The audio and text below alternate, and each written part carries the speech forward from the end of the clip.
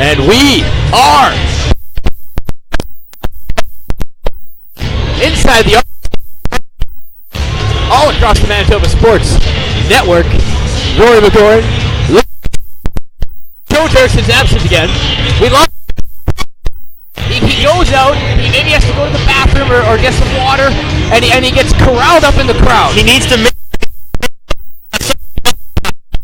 Got the personality that everybody wants to talk. We're going for the moment. We'll have Joe back.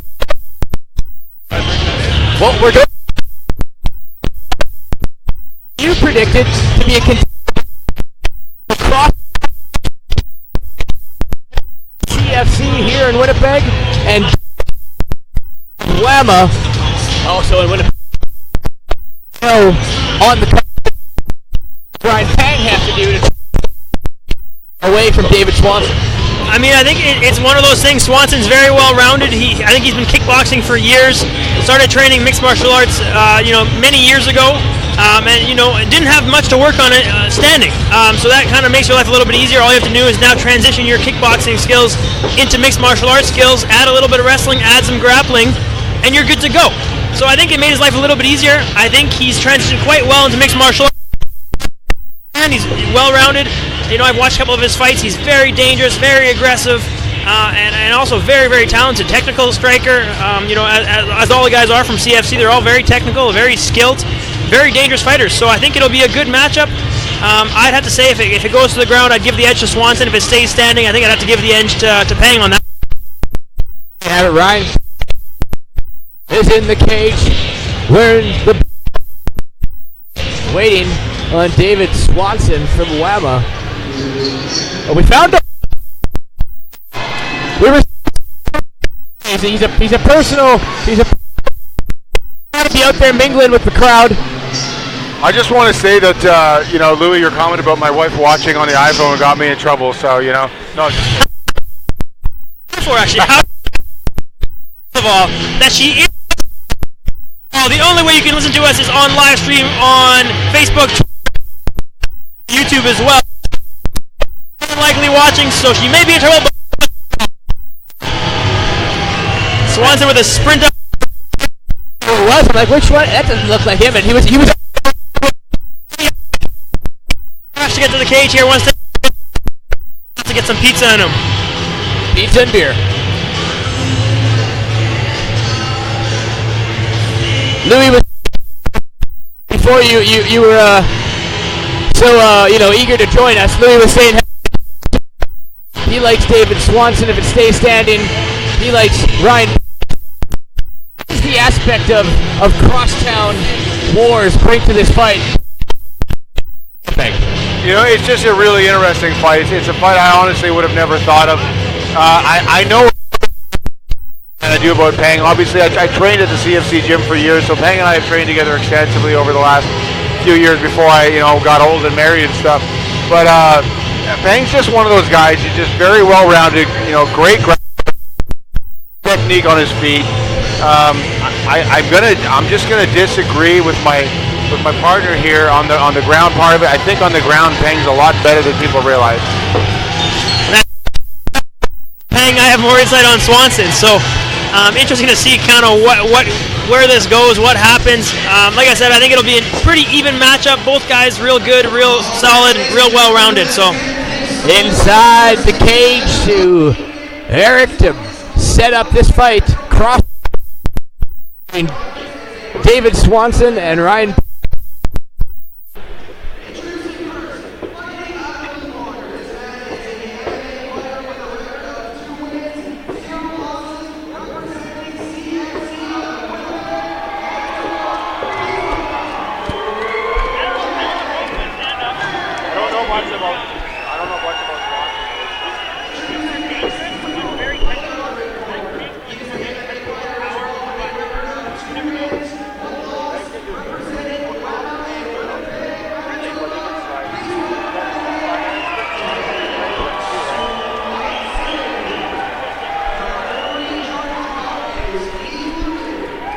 Well, we have a here in the We also have it in the crowd, as you heard. Many people in favor of Pang, many others in favor of Swanson. And we're finally going to get to see the crosstown matchup inside the cage here at Mercenary RBC Convention Centre and along the Manitoba Sports Network. We are moments away from this showdown. Yves Levine is your referee. And red shorts and Swanson in the red bottoms. Nice jab by Swanson. I think Swanson had a big left hook there from Pang. Didn't seem to wobble him too much, but did definitely get his attention. Well, Pang's looking to spin. You went around fireworks early in this fight. They're both two really talented guys, really athletic. It's going to be one of those fights that hopefully goes longer than one round. I'd like to see what these guys can do. I'd like to see a full 3 rounds in this one personally. Pang was kind of showing a little bit of that spinning back kick there. He kind of loaded his hip for it, and he kind of does sell it a little bit prior. If he hides that a bit better, you may have a better chance of landing that one next time. Nice exchanges by both fighters here early in the first round. Neither one of these guys are shying away from the striking. They're just going in and standing in the pocket, throwing, backing out, stepping around each other, setting up and getting right back into work. What's crazy to me is that this fight is only about halfway through the card, and this is probably one of the better fights that I was looking forward to. Anyways, these guys are both really talented, both really entertaining guys, and we're only. I can't wait to see what the rest of the night's going to show for us. Yeah, I think the fans here in Winnipeg are in for a treat tonight. It's been a long layoff. It's been 3 years since the last live show here, and this one's really not. It hasn't disappointed at all so far. Nice leg kick there by Pang. Very nice low kick. Swanson definitely got Swanson's attention. Both these guys working hard, not scared to throw, but definitely have respect for each other's hands. Nice kick. Both really technical guys. You can tell they're putting a lot into their punches, but they're not necessarily throwing for the fences. They're not giving up technique for power. They're both just kind of sticking to their technical backgrounds and really giving us a good show for this first round here. Yeah, I agree. I mean, they both got good defense. They're not getting caught with anything crazy. They're covering up at the right times. They're throwing at the right times. They're really good. And they're not overextending and not off balance when they're done their punches. They're both really highly skilled fighters. Swanson did check that one leg kick. Didn't get that one that time. But again, one of those things that leg kicks can add up. I think it's one of those things that can be underutilized in some fights, and some guys don't like them. But used properly, I think they can definitely do some pretty serious damage. Yeah, and I agree. If you can land a series of those leg kicks, especially if they're unchecked, man, they can really affect the way a fighter moves. Even if it doesn't necessarily stop him or hurt him, it'll change the way that his body performs. He brings it back to a Jose Aldo versus Uriah Faber. I mean, he landed countless amounts of leg kicks, and I think by the end of it, Uriah was basically one-legged and couldn't put any weight on his lead leg at all. So, like you said, it may not always take you out of the fight, but it definitely slows you down, takes some pop out of that step. Yeah, and anytime you can slow your opponent down, it's a good idea. You want to have every advantage you can. Pang really doing a good job landing those shots right now, going back to that leg over and over again. Yeah, another nice leg kick by leg of Swanson. Maybe a bit of a welt building up.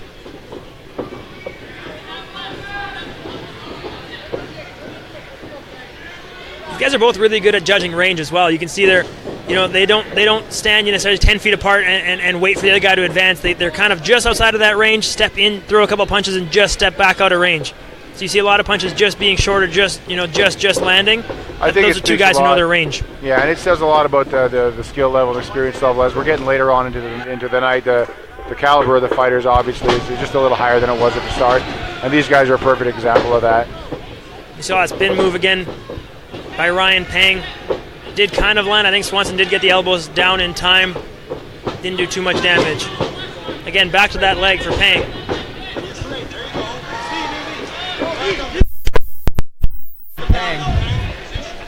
Looking at our first takedown attempt from Pang. Again, didn't rush that though. It just kind of presented itself, and you can see he took advantage of it. Got his hands connected now. Swanson's going for a ride. Nice takedown there by Ryan Pang. And now we see what these guys can do on the ground. Now we'll see who was right. If Pang has the advantage or Swanson does. Again, on the feet, it was pretty close, I'd say. We'll see who takes the advantage here. 10 seconds left in the round.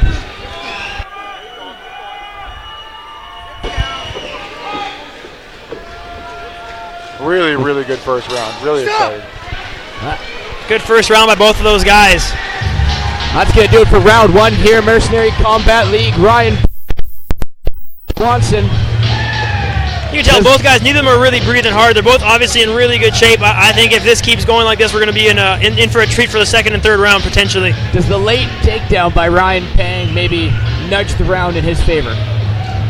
I think that was a really close round in almost every way.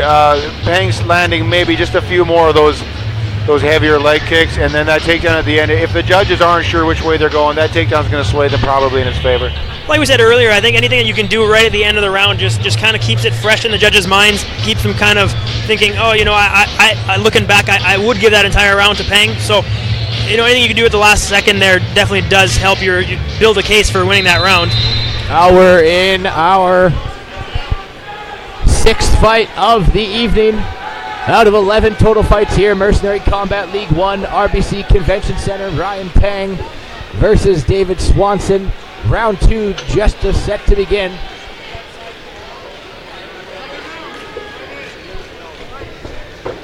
Here we go with round 2, and they just walk right back towards each other, both looking hungry, both looking ready to go. Wasting no time getting right back at it, right to the center out of the ring there. Nice outside leg kick there by Pang again. You do see a little reddening on the outside of Swanson's leg. It could be because his skin is either really white that you're really seeing that reddening, or it's just that he's actually doing some damage, and I'm leaning towards him actually doing some damage on Swanson's leg. Pang's just doing a real good job. Every time Swanson throws a kick, Pang counters with that leg kick, and he's just landing, not every one, he's not landing every one, but he's certainly landing a high percentage of them.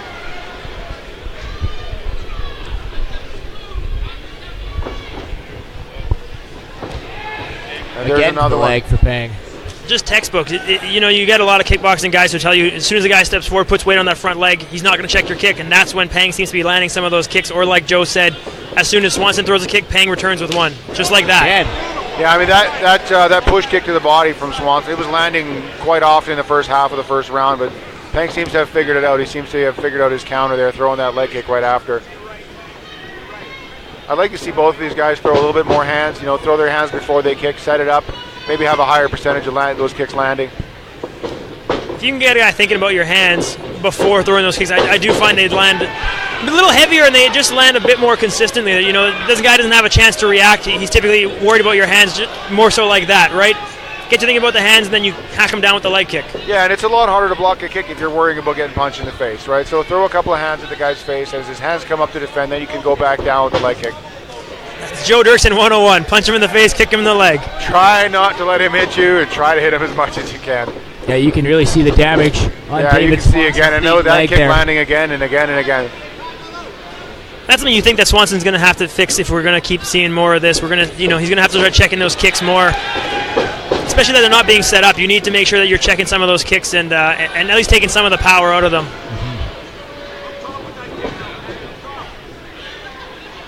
You can tell he's definitely favoring that leg a little bit. We are getting a lot more reddening on that outer thigh for sure. That accumulation is starting to show a little bit in the way that he's walking. Obviously Swanson's a super tough guy. I doubt he's not going to let it bother him too much. But again, if the muscle stops contracting the way you want it to, it's going to affect the way that you perform. There's another one. Seeing some blood now in the back of Swanson's leg, possibly from a toenail, obviously not intentional. But when you're throwing that kick, you want your shin to land and you want your foot to wrap around the back of that leg. You want your foot in the back of that leg, absolutely. And that looks exactly what Ryan's doing there. Swanson just threw a nice head kick, blocked, of course, but he's still in the fight. He's still in the game. He's a long way from giving up and quitting. Still a very competitive fight. Nice left hook there by Pang. Pang's looking a bit more comfortable throwing those hands now. He feels, it looks like he's starting to feel a bit more comfortable throwing a couple more punches and actually starting to land some punches. And I wonder if that is more so Swanson worrying about that leg kick or just Pang figuring out his range and getting comfortable. Yeah, maybe just getting more comfortable with his opponent's timing and the distance. Got a little bit of showmanship here. Pang points at Swanson's legs. Swanson lets him know what he thinks about that. Unpleasantries being exchanged inside the cage here. Yeah, this is turning into exactly what everybody was hoping it would be. It's turning into a really exciting contest, really fun to watch. These guys both came here to win. They both came here to work.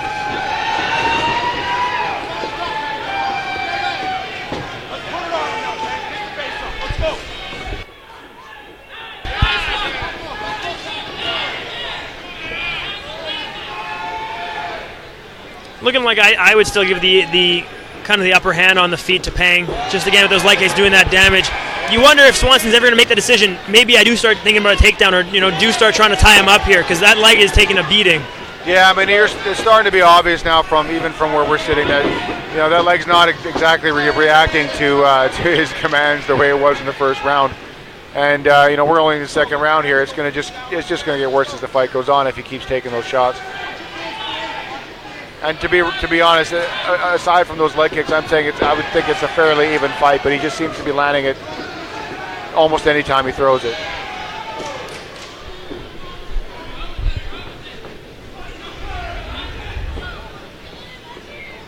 Both guys looking really composed, picking their shots, picking their time, not getting excited or anxious, not making mistakes. Pang catches a kick, throws a punch, and gets a takedown out of it. So now we're back on the floor for the second time in the fight. Swans just trying to tie up full guard. Pang obviously doesn't want to let him do that, hitting him with some open palms, finish the round. Another good You have to wonder if that takedown at the end of it really seal the deal for Pang. Again, right at the end of the second round, like you mentioned, same as the first. Ryan right, followed by a takedown, and then right on top of David Swanson until the end of the. Well, Joe, if you're Swanson's coach, what are you telling him right now? He's got to start checking those kicks. He can't keep taking any more of those. And and not only is it going to protect his leg, but as he starts checking those kicks, it's going to hurt. It's going to hurt his opponent's shins. It's going to hurt his opponent's leg. You check those kicks, he's just going to stop throwing them. He's going to look for something else. You cannot just give him something that he can go to every time he wants to hit you. You have to take that away from your opponent. I agree. I think you have to kind of get him thinking about that check, right? Because you check one or two kicks, and the guy's going to be wondering now, is he going to check the next one? Because that doesn't feel good for either guy. Absolutely. And checking the kick is not only going to protect his leg, but it's going to make Pang think twice about throwing it. Looking forward to this third round. We've had a good 2 rounds, a solid, exciting fight so far. I'm looking forward to this third one. With those leg kicks, like you said, are you interested to see if Swanson now tries to take it down to the mat in the third round here? I mean, I don't see a reason why you wouldn't. Again, unless you think Pang's a lot better than you on the ground. You've been on your back twice already. You haven't landed one takedown. Maybe that's something that can change the fight. As it's going now, I would say that Pang's definitely taking the upper hand here. Again, still very close, and I'm not saying that it's a landslide by any means. I'm just saying that maybe a takedown by Swanson would kind of change the outcome of this fight, or at least the way it's going.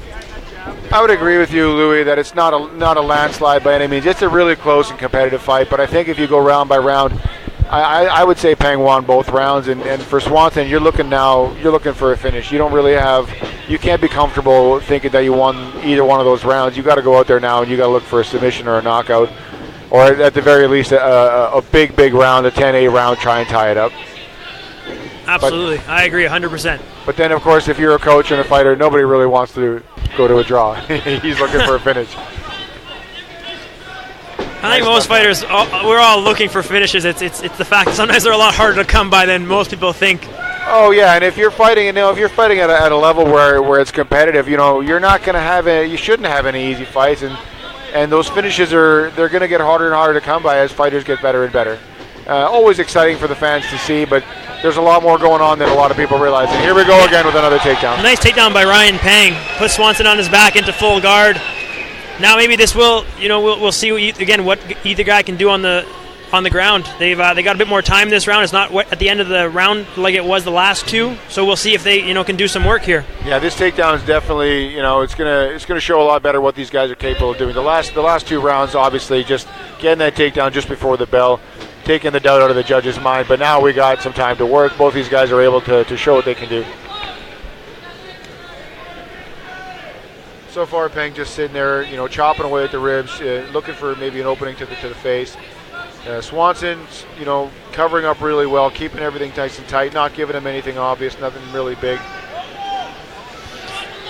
Again, for a guy who, in my opinion, may have lost the first 2 rounds, I don't necessarily think you need to be in desperation mode just quite yet, but I would like to see a bit more action from Swanson on his back, definitely working for, maybe a couple more submissions, or at least trying to scramble, create some openings. Yeah, I mean, if you're Swanson, or if you're in Swanson's corner, you're going to want to see him, if they're going to stay on the ground, you at least want to see him get on top and mount some kind of an offense and try to open up some sort of a chance to finish the fight. He's not going to want to spend too much more time on his back. Peng doing a real good job holding Swanson against the fence, not really letting him hit any angles, not really letting him create any real offense, to be quite honest. Like I said, chopping away at the ribs, staying active, still moving. Yeah, they're staying active enough that the ref's going to let it go.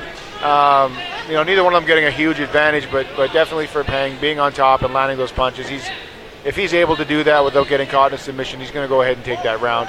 And so if you're Swanson, you need to make some sort of a change here in what's going on. You need to reverse. You need to get back to your feet. Peng doing a good job of picking his shots. He postures up, lands a couple big right hands, goes back, ties him up again.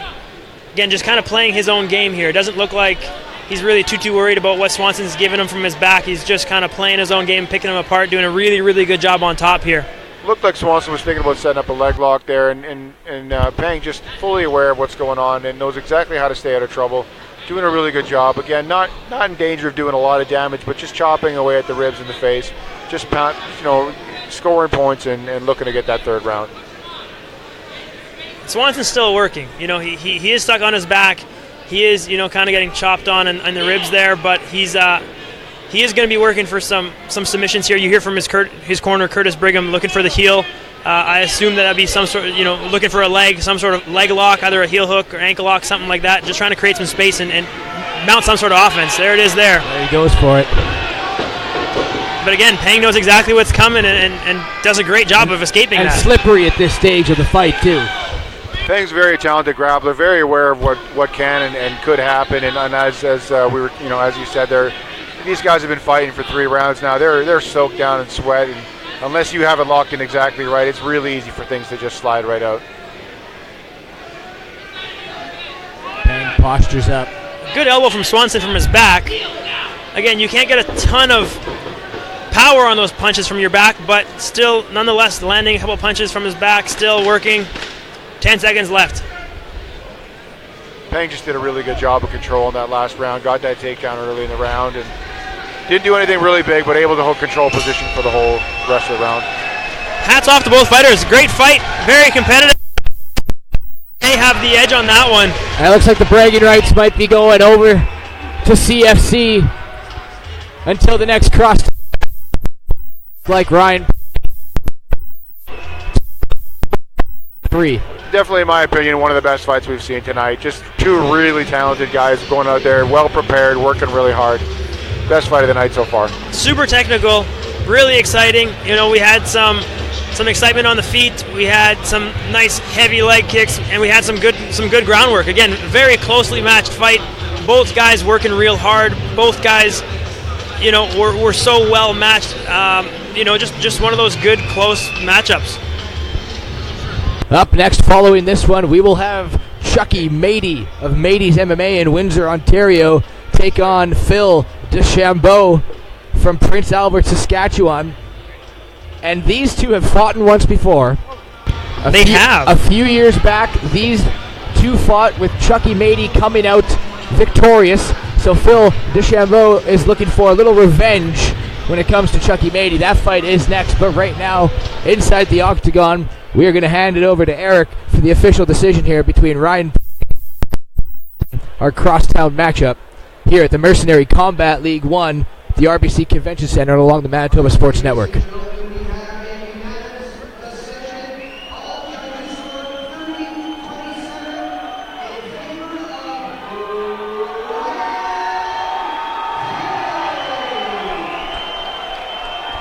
Well, there you have it. CFC comes out victorious in this crosstown matchup. Ryan Swanson, unanimous decision victory for Ryan Peng.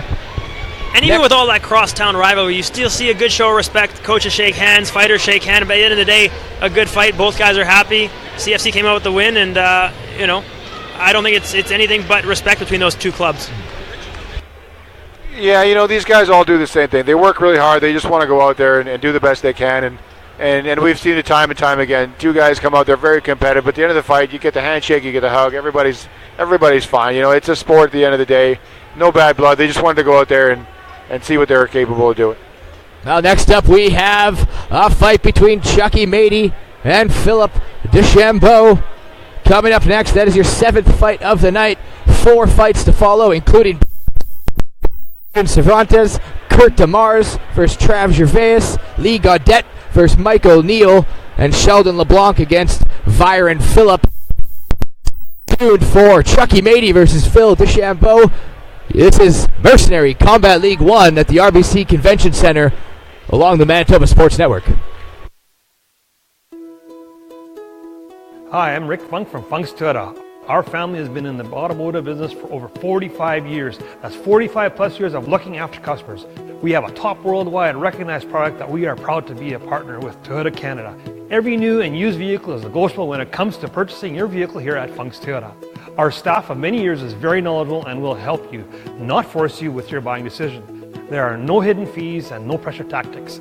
Not only that, we promise what we deliver and have one of the best used vehicle warranties in the business. Our staff love to serve, and you will feel like family after your first visit. We are not perfect, but we love to please here at Funk's Toyota. For those of you that have experienced our Funk's Toyota family way, please share it with others and like us and share us on Facebook. We are proud to be a sponsor of the Manitoba.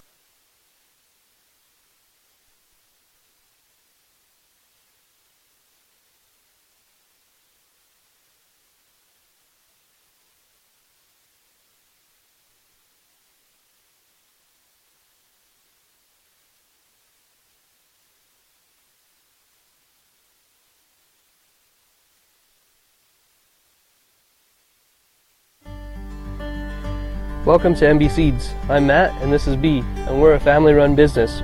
We've been operating since 2012, and we sell canola, soybeans, corn, wheat, barley, oats, and peas. We also run a cleaning facility on site just south of Low Farm, where we can clean almost anything that you can grow. Come check us out today.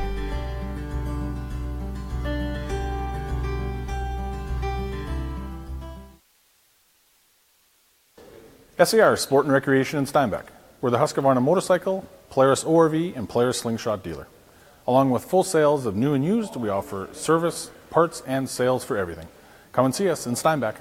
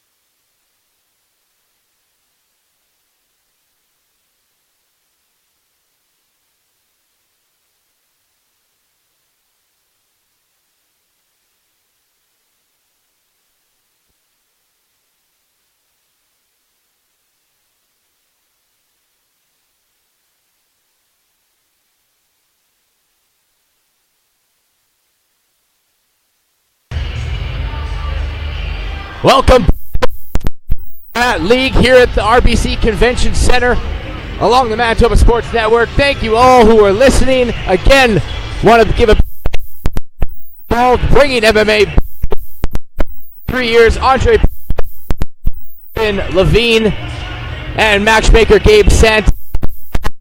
Those 3 guys. So now we have a fight between Chuckie Matey, which is at a 1-4 against Phil. These 2 guys have fought way back to 2011. a win for Chuckie Matey, a karate-style fighter. How do you guys see this fight going at a 140 catchweight? I don't know. I think, 2011's a long time ago, so we'll see. My assumption is both. If Phil Deschambeau has worked on his ground game, I assume he probably won't want to get caught in that triangle. You just assume Chuckie Matey has. So, just because they fought against. I have to agree. 6 years is a long time. It's a lot of time for a guy to change his game, make improvements, work on your weaknesses, turn them into your strengths. I think we're looking at two different fighters and a whole different fight. Well, you're right about Phil Deschambeau and his ground game. 4-8 his record. Both wins, or 2 wins knockout, 2 wins by submission. His losses only 1 by knockout and 7. Meanwhile, Chuckie Matey here, 5-9, and 4 of those 5 wins all coming by submission. So, and with that, he is actually riding, I believe, a 5-fight losing streak. Yes, so, he is. like we said earlier in the broadcast, that may be playing a factor. Sometimes those guys lose it and just can't get that edge back. So we'll see if that plays a factor tonight. You got to assume that he's probably coming ready, hungry for a win, and probably wants to get that win over a guy he's already beaten in the. Yep, 5-fight losing streak for Chuckie Matey, 4-fight losing streak for Philip Deschambeau. So both these fighters are eager to get that at Mercenary Combat League 1 in Winnipeg. No local fighter for this fight. So interesting to see, who most carloads, the most truckloads, van loads, whoever you got him out here. Who's interesting to see who's going to be the fan favorite going into this one, as Chuckie is from Windsor and Phil is from.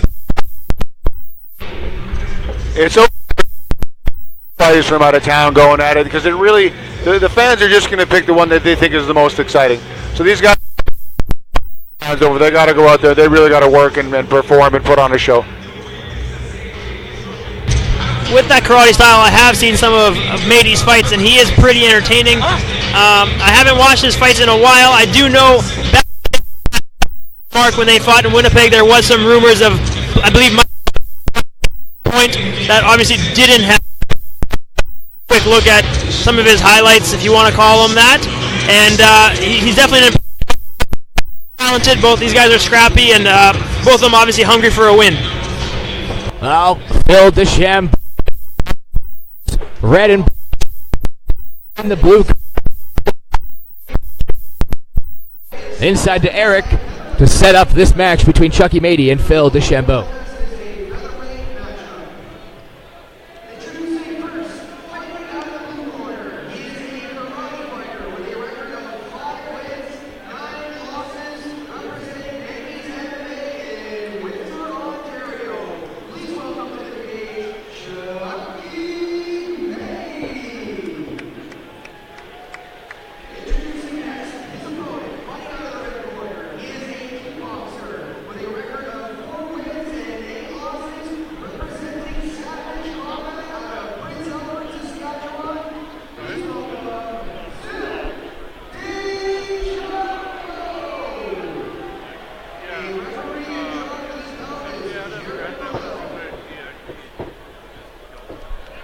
Now your boy Jared is our referee for this matchup. Chuckie Matey, Phil Deschambeau.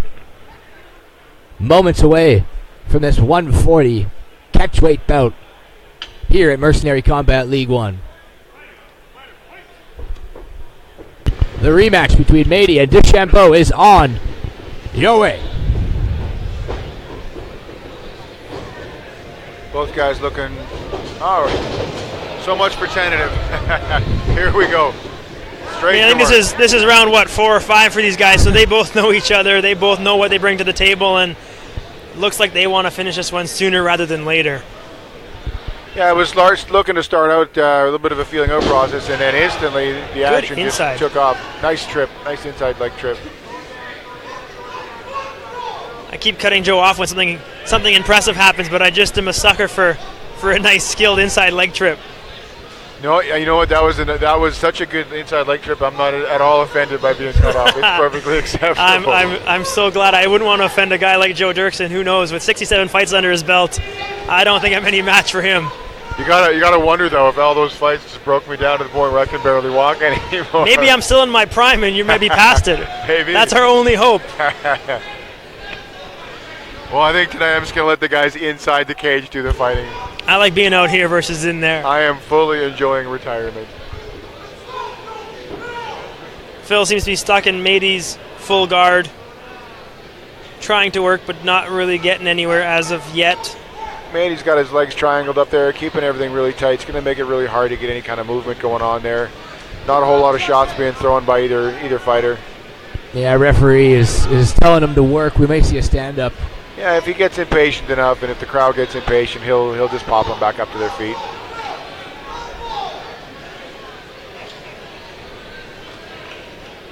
A couple of little punches coming up and going down, but nothing really damaging going on right now.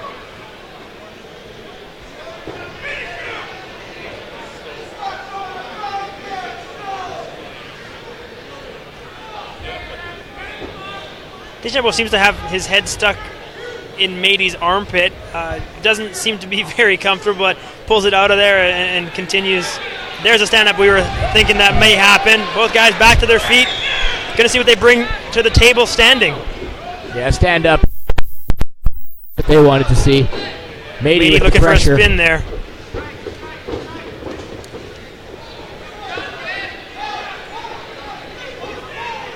Nice takedown. Really nice takedown. Landing in a good position. Yeah, Shambo is having no problem taking Matey down in the second here in this opening round. Right back on top. Matey again doing a good job controlling that right leg of Phil. Phil now on top in the half guard rather than the full guard, so he may have a little bit more room to move, a little bit more room to work. We'll see what he can do from this position. Throwing a few punches now at the ribs. At the moment seems fairly content just being tied up, throwing those little punches to the ribs again. Doesn't seem to be overly in a rush to pass that guard and do any real damage. Again, we are still in the first round, so he may be saving some of that stuff for second and third round. Yeah, he's hitting him with little shots in the ribs, little shots to the side of the head. Nothing that's going to even probably leave a mark, but it's something that's going to stick in the judge's mind, especially if he's the only one throwing. And definitely in a better position now than he was after the last takedown. He's got the one leg free, only one leg trapped instead of being in the full guard. Definitely staying busy. You hear his corner yelling for him to pass. You really want him to work past that half guard, get into either side control or mount. And that's exactly what he does. Yeah, he's working for the full mount now. He's got his knee down on the floor. Foot's still caught there, but the knee is down. And now the other leg kind of stuck in between. And armbar from Chuckie Matey, and that armbar, and that's it. That's all. That's he got caught. He tapped out. Sneaky armbar from Chuckie Matey, and that's a submission victory. Very sneaky armbar.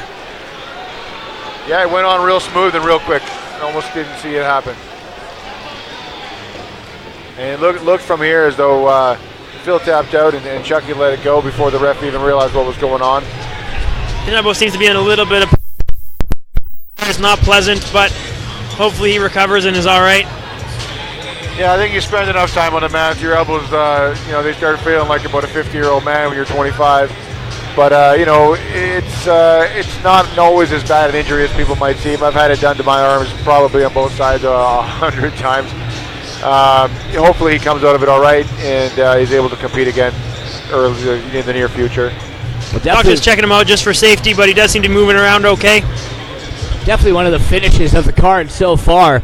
Looked like Phil Shambo was in control of the first major portion of that round. Took him down multiple times. Wasn't much action, but still was maintaining top control. And then out of nowhere, Matey from an armbar from the bottom. And I mean, as soon as it was locked in, it was deep and it was painful and it was an instant tap. Yeah, it was a nice little submission. He was in a really bad position for quite a while, and then so just a few quick moves, and there you go. He had the arm. It was pretty impressive. Also in the rematch between Chuckie Matey and Phil Shambo, Matey comes out victorious again. Consecutive losses. Here's Eric inside the octagon.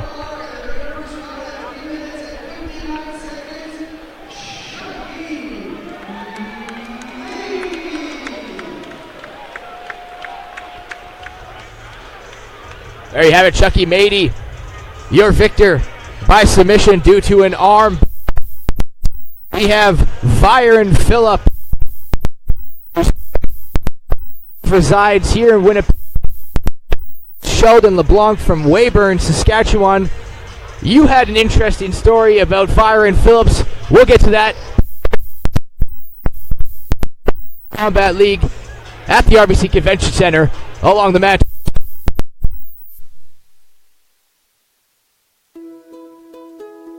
Hi, I'm Rick Funk from Funk's Toyota. Our family has been in the automotive business for over 45 years. That's 45 plus years of looking after customers. We have a top worldwide recognized product that we are proud to be a partner with Toyota Canada. Every new and used vehicle is negotiable when it comes to purchasing your vehicle here at Funk's Toyota. Our staff of many years is very knowledgeable and will help you, not force you with your buying decision. There are no hidden fees and no pressure tactics. Not only that, we promise what we deliver and have one of the best used vehicle warranties in the business. Our staff love to serve and you will feel like family after your first visit. We are not perfect, but we love to please here at Funk's Toyota. For those of you that have experienced our Funk's Toyota family way, please share it with others and like us and share us on Facebook. We are proud to be a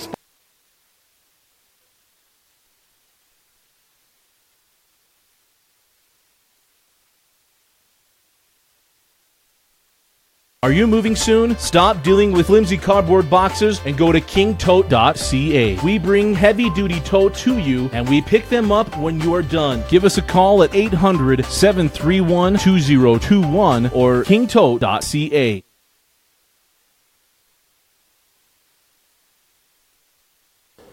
SAR Sport and Recreation in Steinbach. We're the Husqvarna motorcycle, Polaris ORV, and Polaris slingshot dealer. Along with full sales of new and used, we offer service, parts, and sales for everything. Come and see us in Steinbach.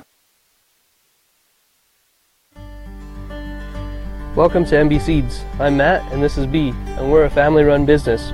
We've been operating since 2012 and we sell canola, soybeans, corn, wheat, barley, oats, and peas. We also run a cleaning facility on site just south of Low Farm where we can clean almost anything that you can grow. Come check us out today.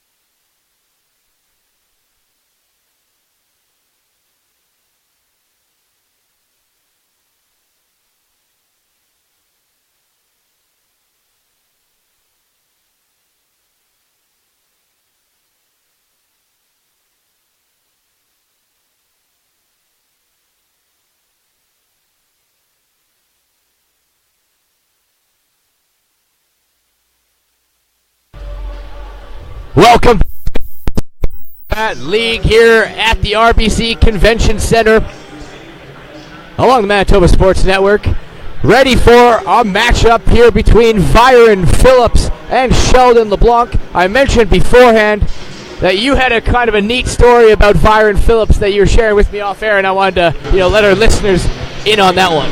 Well, I think Joe might know the story better than I do, but from what I've read about the story anyways, and I have seen the boxing match, Byron Phillips actually did take Roy Jones Jr., what you might think is crazy, but the reward for winning that fight, if he were to win it, was $100,000. I think how he did that was, I believe, a Facebook competition. There was 1,500 people who applied for this contest, and somehow he got chosen, ended up in the ring with Roy Jones Jr. I believe it got finished in the second round.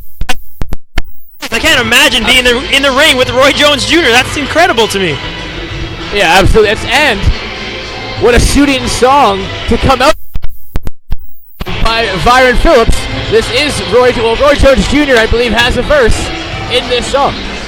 Fitting, very fitting. There you go. Going into this matchup, Byron Phillips, 35 years old, has a record of 6-4.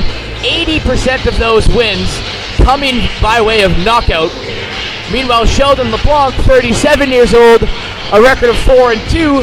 75% of the wins coming by submission. So would you feel comfortable saying, Joe, that Byron Phillips may LeBlanc? Well, I think it's pretty safe to say that, Byron's going to be more comfortable on his feet. But I wouldn't count him out on the ground. He's a very well-rounded athlete. I got the opportunity to train with him, for a long time. Very comfortable on his feet, but not out of his element on the ground either. He's fairly well-rounded, good athlete, hard-working guy. I think he's going to be ready for just about anything. But definitely look for him to want to throw his hands. He's going to do his best work with his hands. He's definitely got the look. Very cage. Sorry, doesn't have much, but you can see anyways. Byron's an interesting guy. The first time I met him, I thought he was a light heavyweight. His shoulders are so broad, his back is so wide. He just looks like such a big human being. And then they're like, yeah, he fights at 170. I couldn't believe it. He's definitely a guy that I would not want to be in there with. Again, I am so glad when I was fighting I was at 135, because that is not a guy I'd like to meet either in a matter. And he is standing at the nearest side of the cage, closest to where the fighters walk out, just staring down that entranceway, waiting for Sheldon Leblanc to come out. And Byron's one of those guys. He's very intense. He's a very relaxed, easygoing guy when he's not fighting. But when it comes time to perform, I mean, he's really ready to go. And he believes in himself. He believes that this is what he's supposed to be doing. Every time he steps in that cage, he believes that he's the one that's supposed to win and is going to win. And he's had some struggles recently with injuries and that sort of thing. But he's back now. He's 100% healthy, and he's in here on shorter notice. He's replacing the injured Thomas Richardson. But he saw the opportunity to get back in there and compete, and he just jumped at it. Byron Phillips looking like a lion at the zoo waiting for his meal. Being asked by the ring official here to help Sheldon LeBlanc access to the cage, which he will need in order for a fight. I'm not convinced she asked him. I think she told him. I don't think he was leaving there without being told to leave there. And with the fighter, because you mentioned it, Joe, Sheldon LeBlanc originally supposed to fight Thomas Richardson. That wasn't able to materialize, so Byron Phillips comes in on short notice to take on Sheldon LeBlanc. What's a fighter on short notice got to do? I mean, is it just stay ready at all times, or is it? Yeah, I mean, if you take a fight on short notice, you don't, it's not the best scenario. But if you're in great shape and if you're living in the gym all the time, I mean, there's no reason why you can't do it. And this is, the only difficulty can be cutting the weight, which is probably why we're seeing the 175-pound catch weight. But I mean, Byron, like you were saying, like a hungry lion, he's just looking for his next meal. And speaking of big 170s, Sheldon LeBlanc is a stocky, big-bodied 170 as well. Inside to Eric to break down this fight.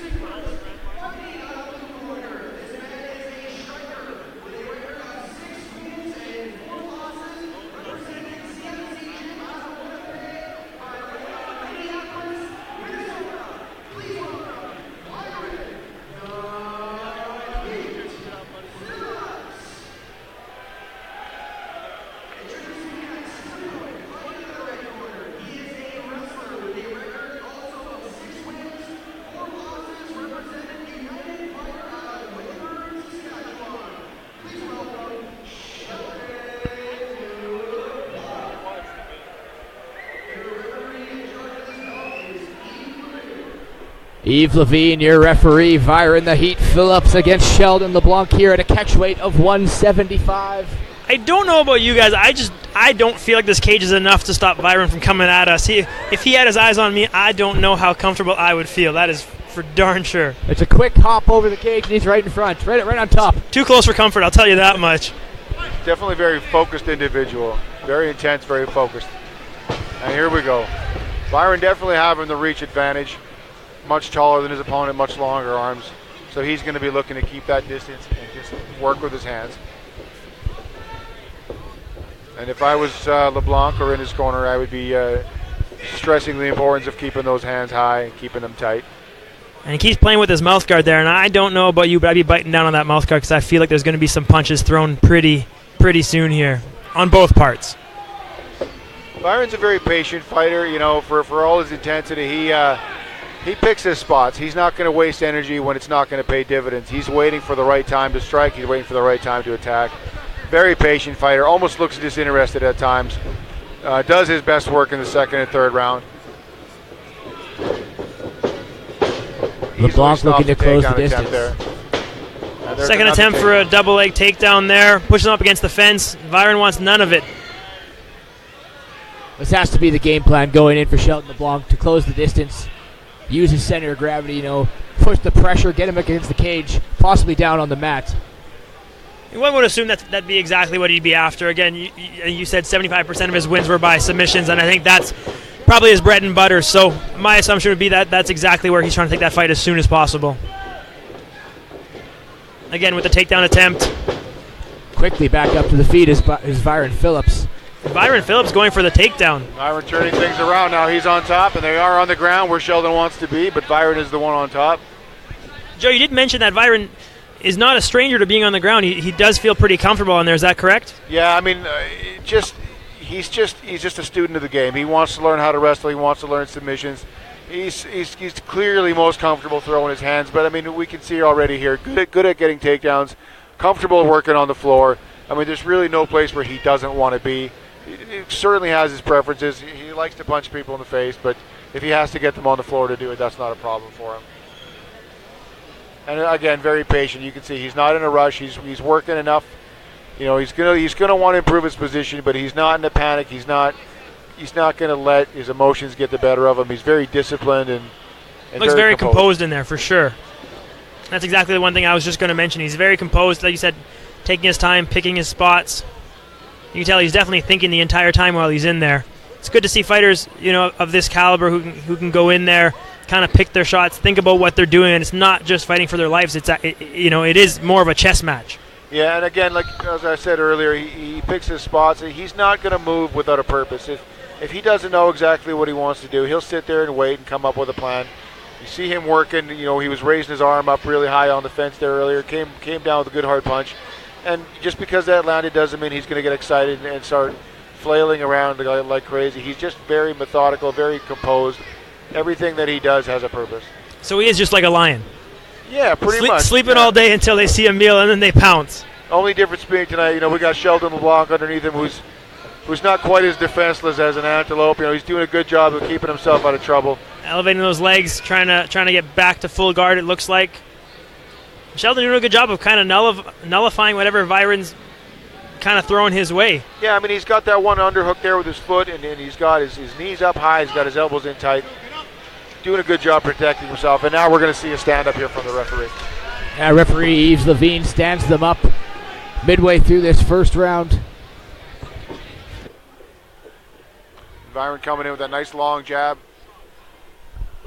He really uses that range really well. He's got those long arms, long legs, and he uses every inch of those arms. You can tell he really extends without overextending.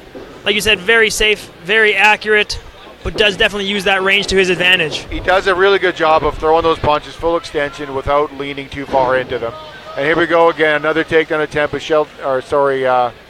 Byron manages to keep himself on top.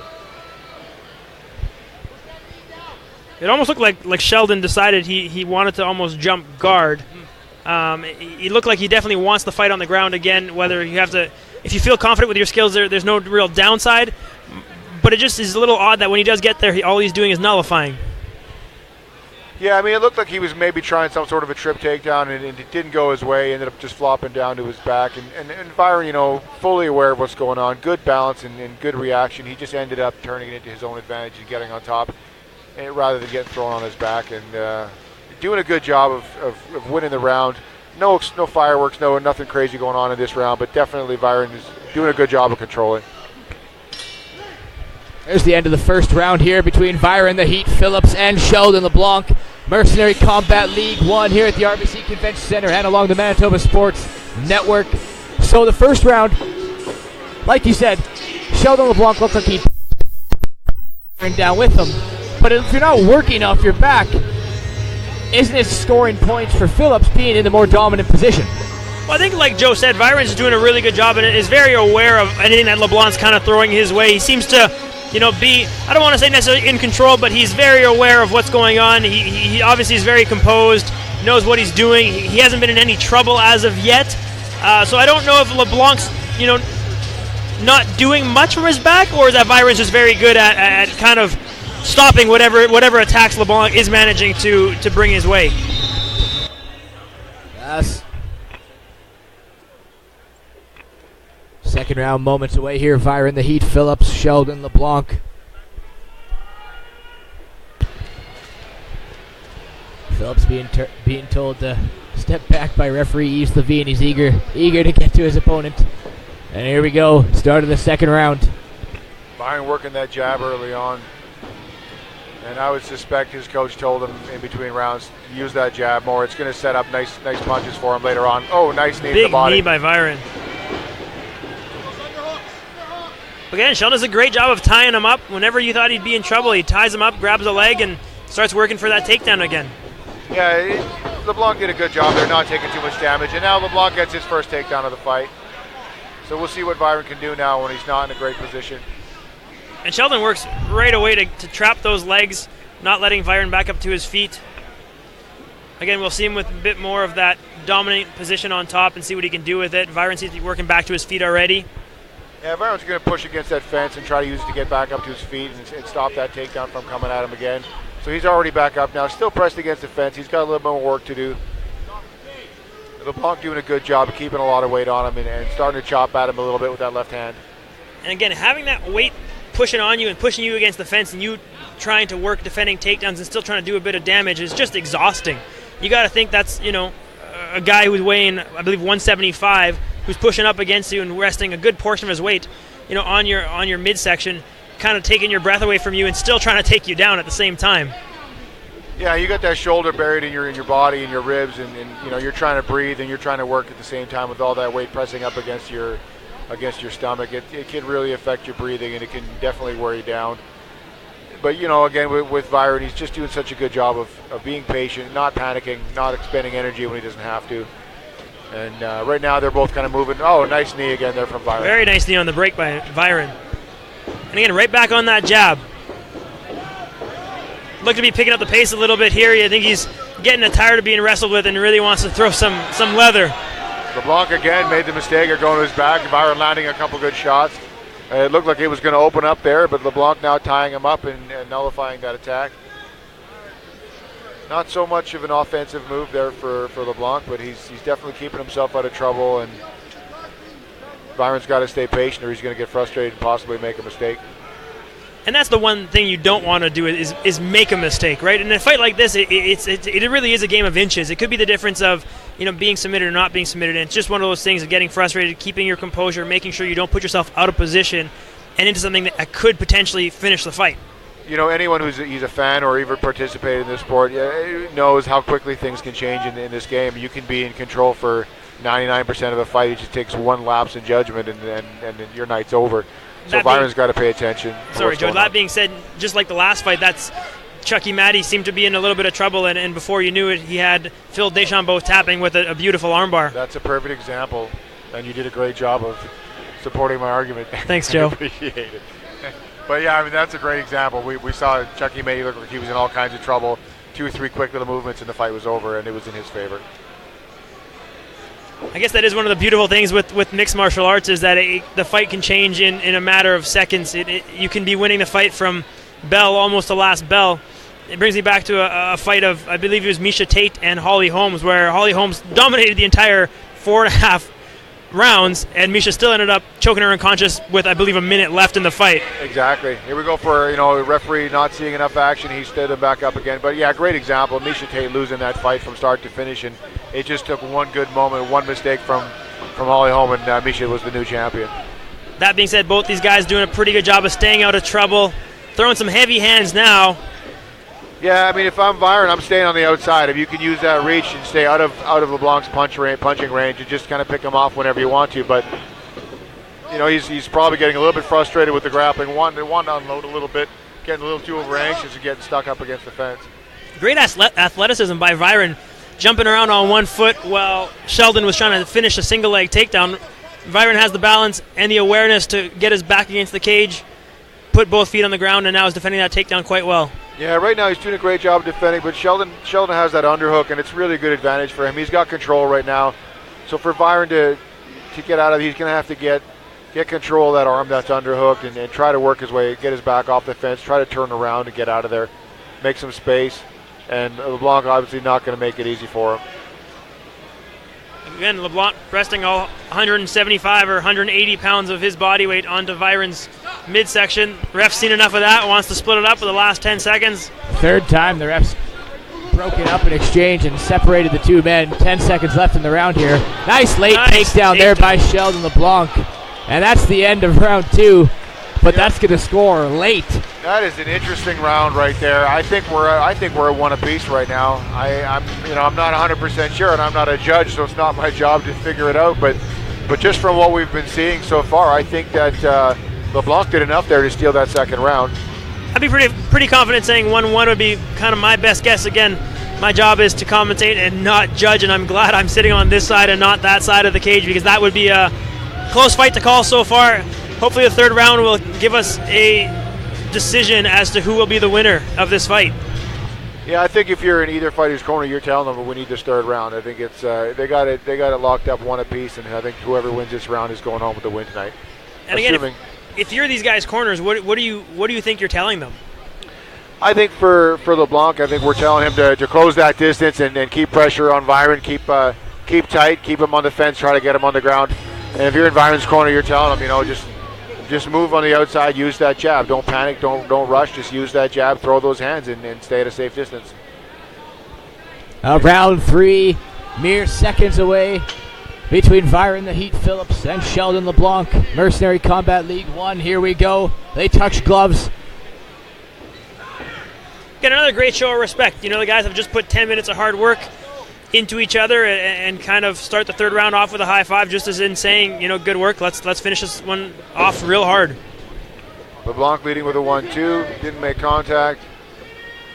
Byron doesn't seem too concerned about it, just keeping that distance. Another takedown attempt by LeBlanc, and they're back on the fence. Again, Byron did a great job with the athleticism to get his back to the cage and avoid that takedown again. Great takedown defense shown by Byron this entire fight. Yeah, he's not making it easy on LeBlanc to get those takedowns. He's maybe spending a little bit too much time with his back on the fence. It's going to look like LeBlanc's in control to the judges. He's going to want to try and work off the fence and either spin around and put LeBlanc on the fence or try to make some space and start striking again. LeBlanc doing a really good job right now of keeping it pinned up against the fence. And Yves Levine, for the 4th time in this fight, has separated the two fighters. Back to the center of the cage they go. Nice counter left by Byron, followed by a right. Byron now starting to throw his hands a little more, but as he gets a little too close, it gets taken down again. Just relentless with those takedowns. Yeah, LeBlanc's looking stronger as the fight goes on, and Byron's certainly not fading, but LeBlanc seems to have figured out the formula here for closing that distance. Sheldon may be looking to take Byron's back. Kind of in a weird tied-up position here. Byron seems to have some sort of headlock and just kind of in a tied-up, awkward position. Like you said, trying to take his back. Finally got both hooks in there. Byron needs to get out of that position, in my opinion. Yeah, I wouldn't want to sit there too long. I mean, LeBlanc's already starting to work on that choke. Certainly not in there just yet, but it doesn't take very long, and it's not that difficult to keep tightening it up as you go. So Byron's got to be real careful now. Every movement has to get him out of trouble and not deeper in. Again, you got a guy who's 4-2 on your back with 3 wins coming by submission. You definitely don't want to sit there and don't want to get too comfortable there, in my opinion. No, at the same time, though, you can't sit there for too long either. You're either going to take punches or you're going to lose the round just based on him being inactive. So he definitely has to move, but he has to be careful how he does it. Halfway through round number 3 between Byron Phillips and Sheldon Leblanc. I think right now, if you're in Byron's corner, you got to have him moving. You know, he's running out of time, and he's definitely not winning the round. He needs to come back and win the second half of this round, and needs to do it. He needs to get started soon. LeBlanc's just doing a really good job right now, controlling him. You know, not taking any damage. LeBlanc doesn't want to be standing in striking range, and he's doing a really good job of just staying stuck to his opponent. Playing that hand game, both trying to get a free hand. Byron obviously trying to hold LeBlanc's hand from slithering around his neck and tightening up into a rear naked choke. Sheldon just wants to get his hands free and try and get one under his chin here. Well, in the position Byron's in, do you protect the hands and the choke, and what do you do to get those hooks? You really want to control those hands first off, because that's what's going to go around your neck. You want to prevent it from wrapping those hands around your neck, but then at the same time, you got to work on getting those legs free. You got to turn and face your opponent. You need to improve your position, or you're just going to play defense and lose the round. Like Joe said, there's so many things you need to do all in the same time. Keep in mind, you don't want to put yourself in a worse position. And Byron seems to have figured it out. He's now on top in LeBlanc's guard and in a really good position now. I mean, realistically, if he can stay on top and deliver some damaging shots from here, he may go ahead and steal that round. Yeah, he may only have about a minute left to do so. But he's going to have to work hard. He's going to have to get some big shots in there and make an impression with the judges.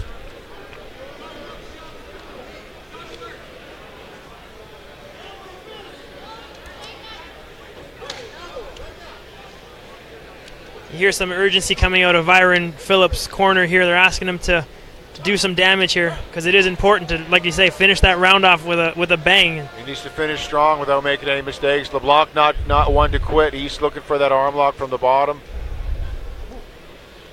LeBlanc seems to be pretty content just trying to hold on here. Maybe ride out to the last bell. It could be LeBlanc thinks he's won the round and just wants to hang on and avoid damage for the decision. Or trying to avoid the heavy elbows from Phillips. Possibly one or the elbows other. are a concern as well, yeah. That is pretty motivating to avoid being elbowed in the noggin. Elbows do not taste as good as cheeseburgers. That is a fact. These boys deserve a cheeseburger after this fight. Good fight by both guys. And that will be the judges. There you have it. 3 hard-fought rounds between Byron Phillips and Sheldon Leblanc.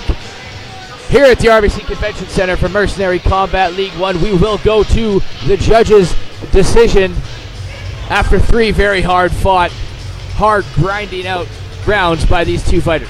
That was just a really close and competitive match. Really, really fun to watch. I mean, these guys are both experienced fighters. One guy, more so a striker, one more a grappler. A classic matchup, but really, really back and forth. No real one dominant fighter. I think it's a tough one for the judges, and like Louis was saying earlier, I'm glad I'm not doing that job tonight. That being said, we are only commentators, but in your opinion, who took that one, Joe? It's really tough. I'd say 1 round apiece going into the third. Byron was controlled most of the round, but finished strong at the end, and it's really just going to come down to what the judges are going to remember. That's the long way of you saying, I don't know. That is my very, very diplomatic way of not making a decision. I'm going to choose not to make a decision because I have some personal bias, Byron being a long-time training partner of mine. So I can't be impartial in this one. So you're playing Switzerland. I like it. That's the politically correct answer we hear from Joe Dirksen. You got that right. Let the judges do the judging. Looks like the judges' decision is in. We're going to go into the cage for Eric to find out who came victorious.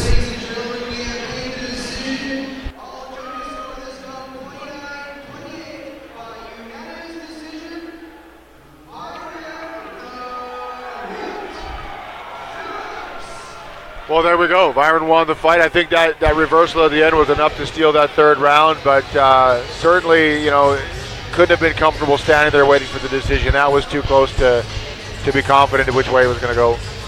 Really close fight. Again, I wouldn't have been upset seeing it go either way. If they would have told me that Sheldon Leblanc won that one 29-28, I could see that as well. 30-27, I would have never agreed with, but close fight nonetheless. 29-28 for Byron Phillips. Good on him. Great fight. Yeah, I have to agree with you 100%. That one could have gone either way.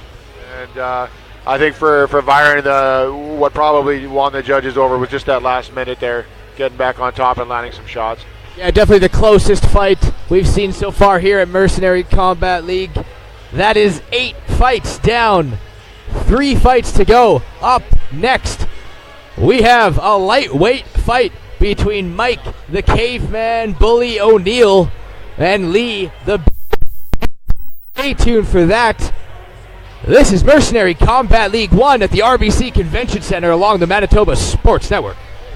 Are you moving soon? Stop dealing with flimsy cardboard boxes and go to kingtote.ca. We bring heavy-duty tote to you, and we pick them up when you are done. Give us a call at 800-731-2021 or kingtote.ca.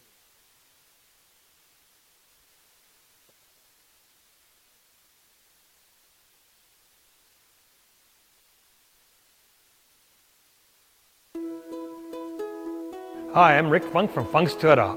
Our family has been in the automotive business for over 45 years. That's 45 plus years of looking after customers. We have a top worldwide recognized product that we are proud to be a partner with Toyota Canada. Every new and used vehicle is negotiable when it comes to purchasing your vehicle here at Funk's Toyota. Our staff of many years is very knowledgeable and will help you, not force you with your buying decision. There are no hidden fees and no pressure tactics. Not only that, we promise what we deliver and have one of the best used vehicle warranties in the business. Our staff love to serve, and you will feel like family after your first visit. We are not perfect, but we love to please here at Funk's Toyota. For those of you that have experienced our Funk's Toyota family way, please share it with others and like us and share us on Facebook. We are proud to be a sponsor of the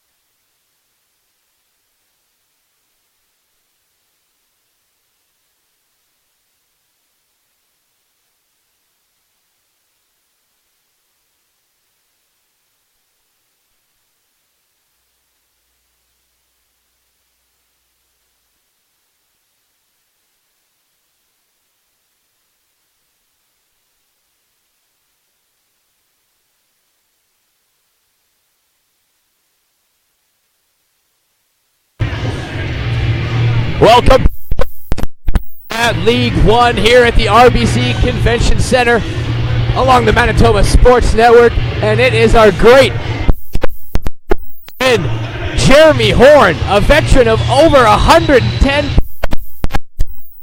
Welcome to Winnipeg. How are you liking this experience so far in Mercenary Combat League? It's been awesome. The fights have been great, and I'm having a great time. And if you had to off the, what's your fight of the night so far going into the final 3? I don't really have the of the fights I'm looking forward to of the last 3. Or of the select one out of the group. I'm gonna have to go back and look. I'm not real keen on the names, but there have been a couple of good ones. Yeah, it's been a great job. Obviously, Andre Levine, Gabe Santos, Mike the Caveman Bully O'Neill entering the cage in a lightweight fight between himself and Lee the guys. Very talented on the ground. As you can tell, all of 5 Mike's victories have come, as Lee's all 3 of his victories have come by submission as well. I was asking Joe this question earlier in the broadcast. Do you sense this one going to the ground, or do you sense maybe someone finding a little bit of, thinks they have the edge in stand-up and wants to keep it on the feet? Either one of you. Go ahead, Jeremy. I think if both of these guys are our favorite submissions, we can watch for this fight to go to the ground, but you never know. A lot of times if 2 guys are submission-based, it's the person that breaks out of that routine is the one that's going to get the advantage. When you were first starting out, you're illustrious MMA career, you must have at some point fought locally, regionally, at home, in your hometown. Yeah, I had a few fights in Omaha. I fought a lot in Iowa, and then the surrounding areas quite a bit. How is the experience fighting in front of your hometown crowd? Believe it or not, I really never had a big following in Omaha. When I tried selling tickets, I never really had much luck. So I imagine most of the fans were there either for my opponent or possibly just because they were fans of fights in general. I never really did great selling tickets. All right, now we have Mike the Caveman Bully in the cage, in the blue corner. Lee Gaudette moments away from entering the cage. Our third last fight of the night before we get into the co-main event of Travis Gervais versus Kurtis Demars and Stephen Cervantes versus Brad Katonah. Joined here by Joe Dirksen at Mercenary Combat League 1 here in the RBC Convention Centre. This fight, I know Lee, Mike O'Neill from Thunder Bay, Ontario. Is it more difficult fighting, traveling, having to deal with, finding food, finding a place to stay, along with your weight cut, whether just being at home, in your own bed, at your own camp, same routine? Yeah, it's always more comfortable to be on your own, in your own bed, in your own gym, that kind of thing. When you're traveling a long distance, it gets really bad, but a few hours is not too big a deal. But yeah, definitely finding food, finding a sauna, finding a gym to train at is always awkward. Let's send it to Eric inside the ring for the pre-fight setup.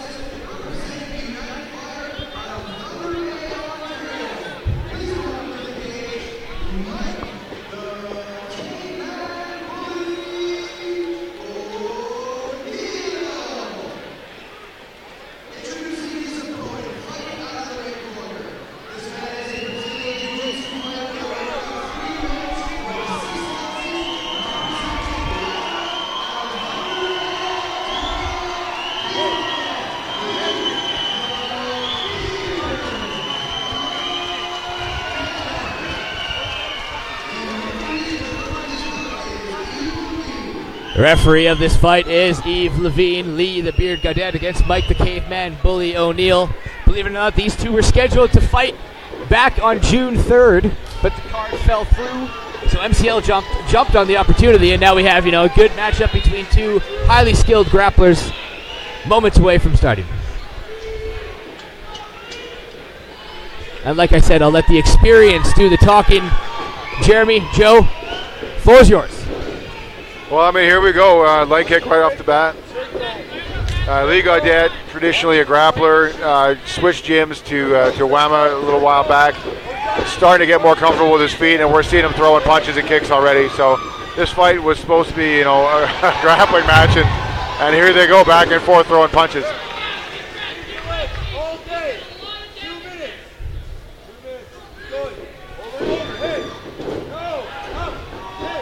Pressure against the cage here from Mike O'Neill. Yep. Really aggressive striking, and Lee was able to catch Mike with a decent shot and caused him to go after a clinch. Now he's got him pressed against the cage. Both guys are kind of settling in. This looks to be their more comfortable area. Almost had an arm lock there for Lee Gaudette as they're going to the ground. Now Mike O'Neill inside control here. Lee spins out of it, and they're quickly back up to the feet. But a guillotine looks to be, I can't tell how tight it is. It looks decent, but he's doing a good job of defending it, staying calm. He's got some wrist control under there, and he's just looking to avoid the knees. Both of these guys certainly look more comfortable in the grappling arena than they did in the striking arena. Yeah, Lee's looking real calm there. He doesn't look too flustered, taking his time. And now he's got O'Neill pushed up against the fence. So we'll see what he can do from here. There's blood coming from somewhere. I haven't been able to find out where. Looks like possibly O'Neill's nose bleeding, but it's really hard to say.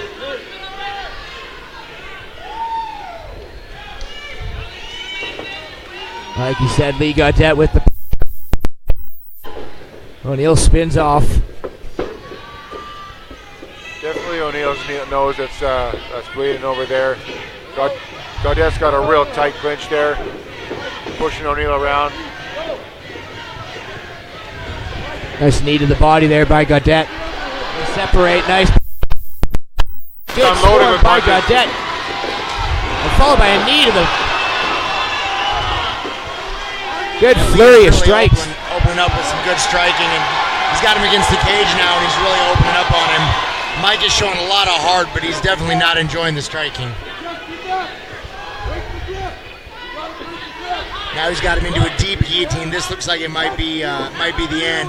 He's got that real... That is deep, and that winner due to a guillotine choke.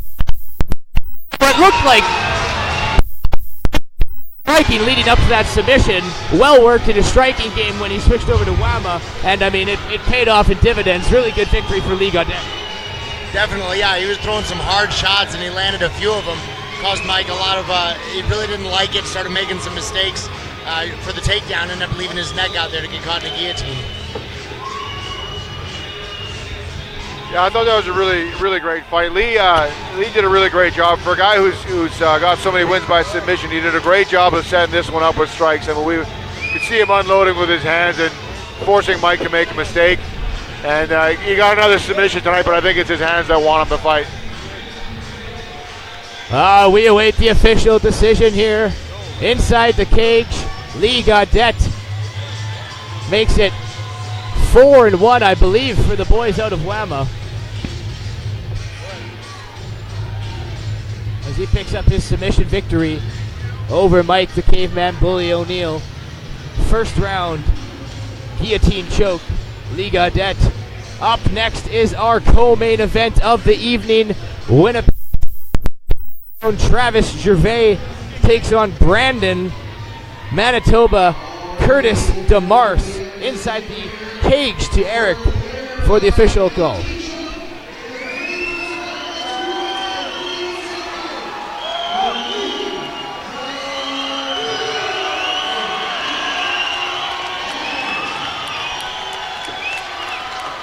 Heck of a performance for Lee Gaudette.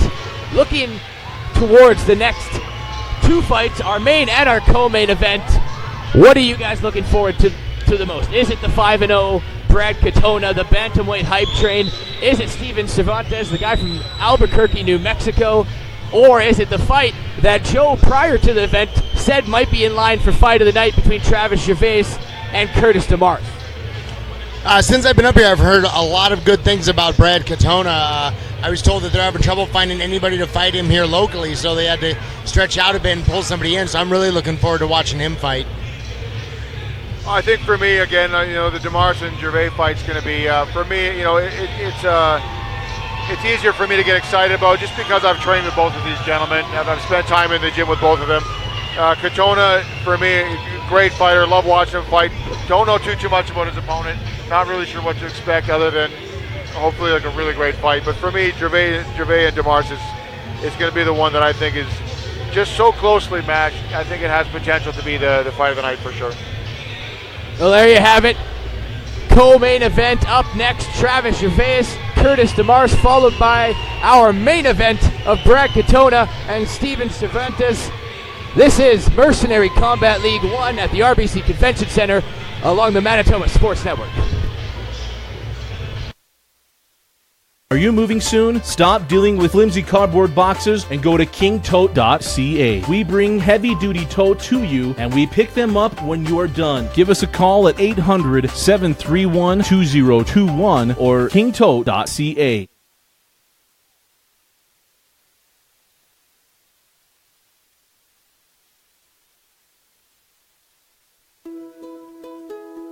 Hi, I'm Rick Funk from Funk's Toyota.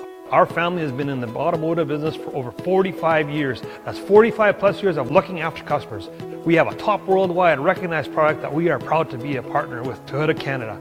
Every new and used vehicle is negotiable when it comes to purchasing your vehicle here at Funk's Toyota. Our staff of many years is very knowledgeable and will help you, not force you with your buying decision. There are no hidden fees and no pressure tactics. Not only that, we promise what we deliver and have one of the best used vehicle warranties in the business. Our staff love to serve, and you will feel like family after your first visit. We are not perfect, but we love to please here at Funk's Toyota. For those of you that have experienced our Funk's Toyota family way, please share it with others and like us and share us on Facebook. We are proud to be a sponsor.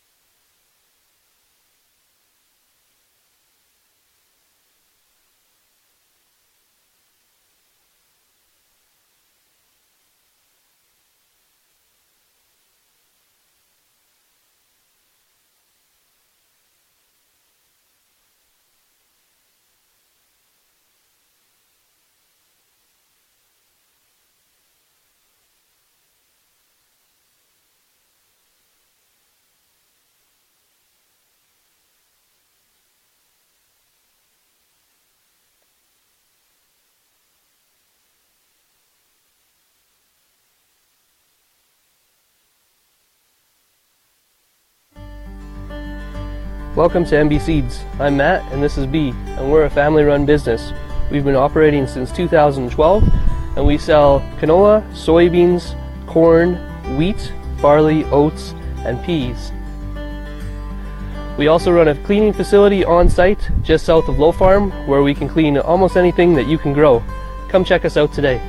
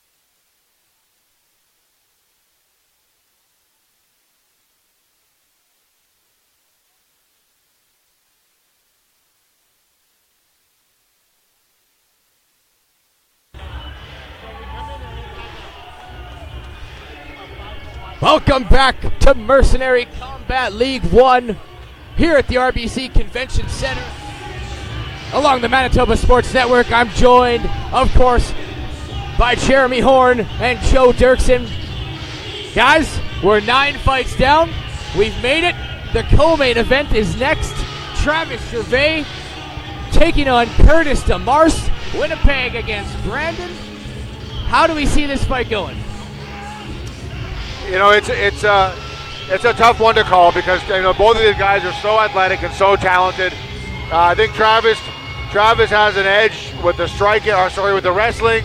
Kurtis is going to be more comfortable on his feet, and Kurtis definitely has the experience advantage. Travis has 5-6 fights, definitely a higher percentage of wins, but Kurtis has close to 30 fights under his belt. Just such a hard one for me to pick, and that's why I like it so much.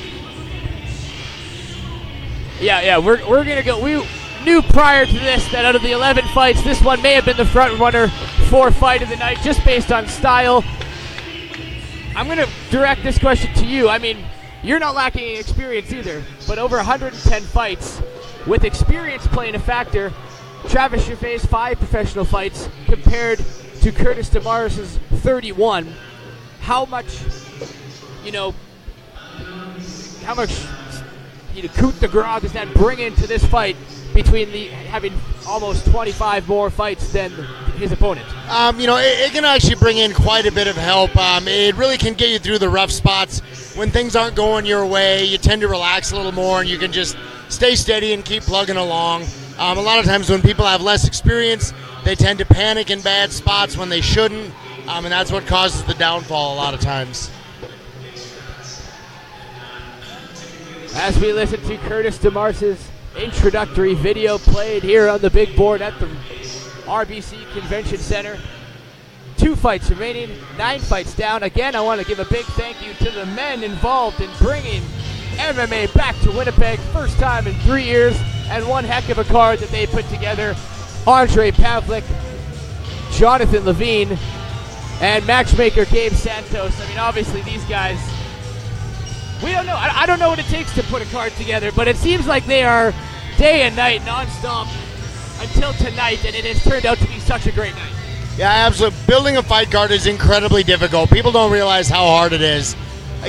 Lining up good fights is easy, but as it moves forward and you have fights fall through and you have people not responding and not staying on point with getting their medicals and getting their blood work and everything done, it can be incredibly stressful. Most promoters I know work right up until the week of the fight trying to fill fights. People stop returning phone calls. They get injured in training. It's a real nightmare sometimes. And we are mere moments away from the co-main event between Travis Gervais and Kurtis Demars. Travis Gervais is in the blue corner, wearing the brown and the yellow shorts. Meanwhile, Kurtis Demars is in the black shorts in the red corner. 4-1 for Travis Gervais. An interesting note, his one loss, Travis Gervais, comes to the now challenger for the UFC's interim lightweight championship in Kevin Lee. So his one loss comes on a guy who's now almost at the top of the lightweight division in the UFC, which is nothing to sneeze at. And then, like I said, you got a guy with 31 professional fights in Kurtis Demars. It should make out to be an interesting fight. Definitely. When you have a situation like that, it can be hard to read much into that because his one loss is to a guy that's very, very talented, so that could put him right under that, skill-wise, just a step under that. It's hard to tell.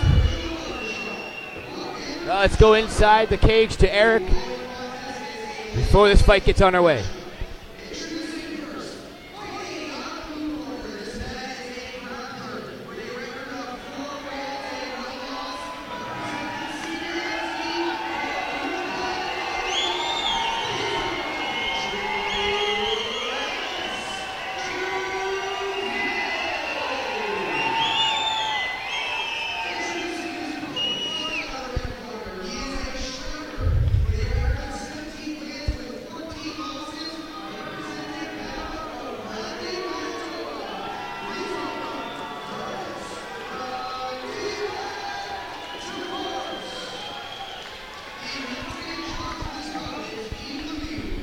Yves Levine, your referee. Travis Gervais in the blue corner.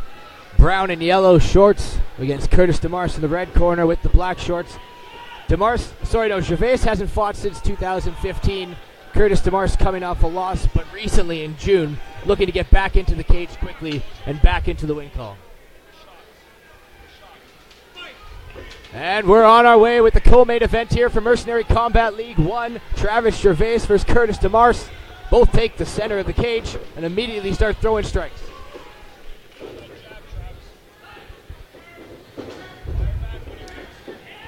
Nice leg kick there from Gervais. These guys are both experienced and highly skilled. They're not going to be making huge mistakes. They're going to feel each other out.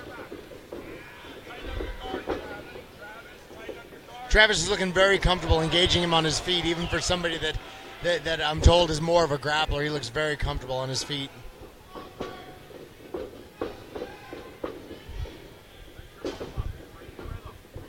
Yeah, both these guys are just really impressive athletes. I've had the chance to work with them both at different times, and just really impressive. Very athletic, fast and strong, high level of skill.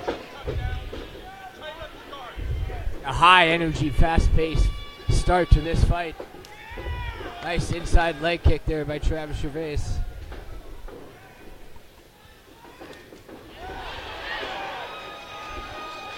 Nice overhand right, lands flush for Gervais. Reaction from the crowd after that one.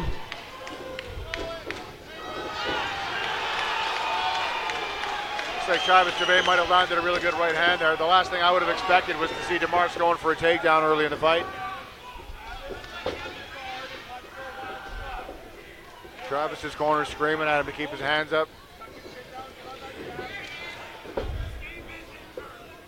It looks like Demars has recovered and is ready to go back to work.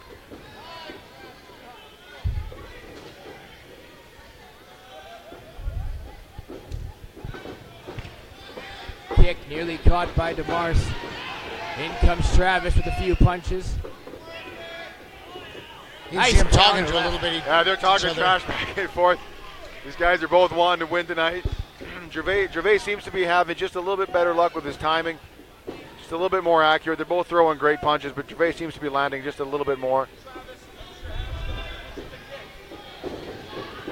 You know, I always notice when you have one guy that's got a little bit more of an extensive grappling background, they always tend to be a little freer with their hands because they're not worried about getting taken down. Yeah, we saw Demars going for a takedown. Travis didn't have any trouble stopping that from happening. So he can just go out there and throw his hands and be comfortable. And if he gets taken down, he's not too stressed about it because he knows he can work on the ground as well. But to be honest with you, I don't see either one of these guys having a massive edge standing or on the ground. Just both so well-rounded. Gervais just impressing me with his accuracy right now. Just seems to be able to find the mark every time he wants. Not doing a ton of damage, but definitely it's got to be adding up and starting to frustrate Demars. Yeah, Kurtis looks like he might be looking for a little bit more one shot at a time instead of just getting busy and setting things up. And Travis is doing a little bit better job of just staying busy and mixing things up and looking for opportunities while he's throwing. Gervais also doing a good job of not really standing still. Nice kick caught there by Gervais had a great opportunity there to fight on the ground and just kind of walked away and let him stand back up.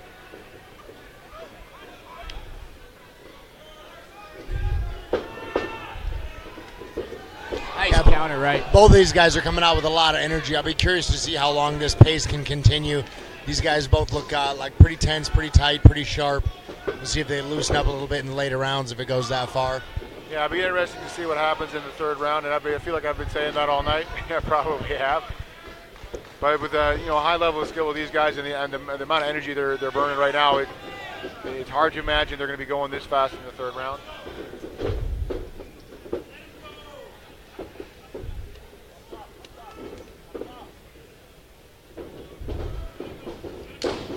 Oh, nice kick. Spinning back kick by Gervais, followed by a left hook. Those both sounded like they landed really hard, but Kurtis didn't even flinch. I think one thing you could say about Kurtis is he's tough as nails. He can take a punch and he'll never quit. He's just mentally very, very focused and very strong. You have to stop him. You have to hurt him. You have to knock him out. He's not going to quit.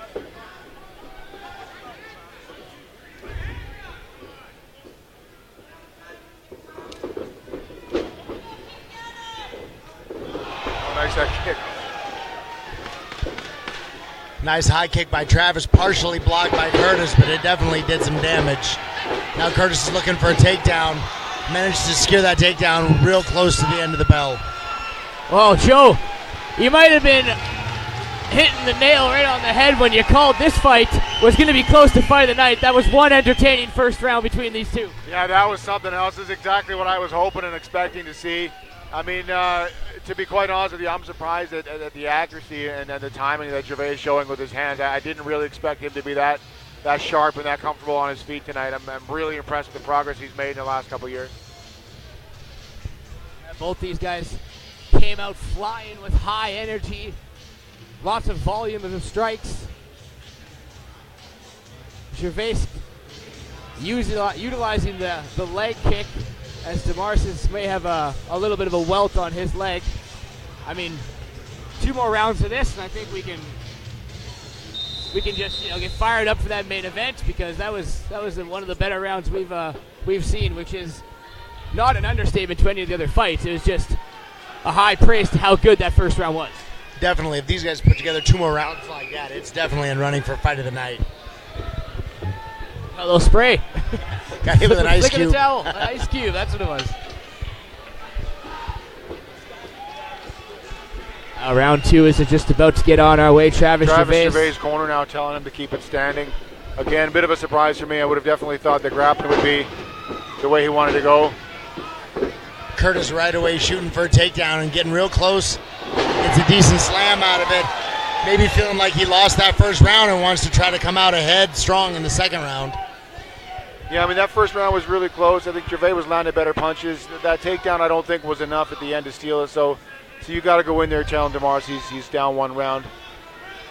Yeah, a lot of times I'll see guys look to come out, get a takedown, kind of get ahead in the round, and then they can relax a little bit and try to look to put somebody away once they feel like they've evened up the judges' scorecard, so to speak. I'll have to admit that, talking about this fight about a week ago with a few people, I kind of had the edge going the other way for the strike, and I thought that Demars was going to be a little more comfortable on his feet. And, Travis Gervais proving me wrong 100%. So we got to see 1 round on the feet. Now it looks like we might have a second round mostly on the ground. These guys both moving really well. Neither one of these guys content to sit around and do nothing.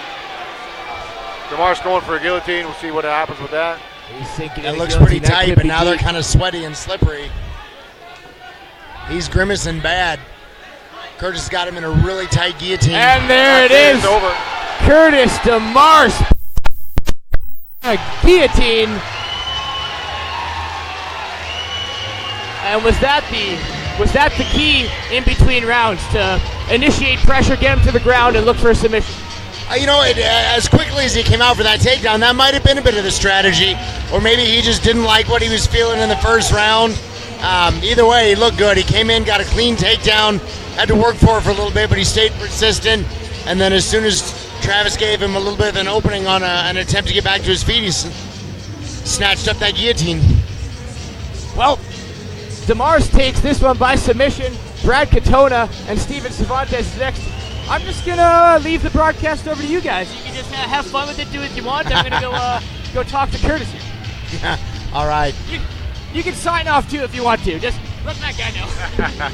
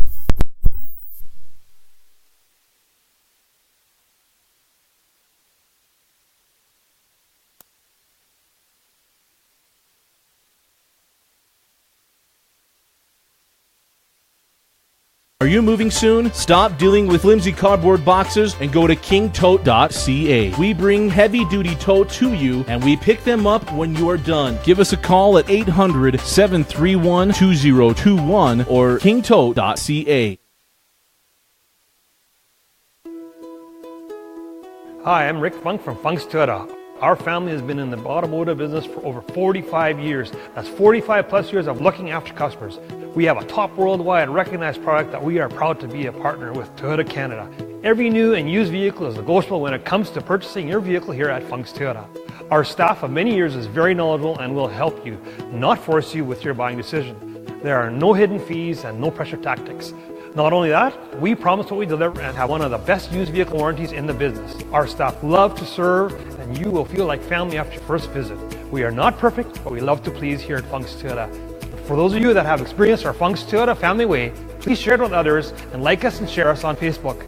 We are proud to be a sponsor of the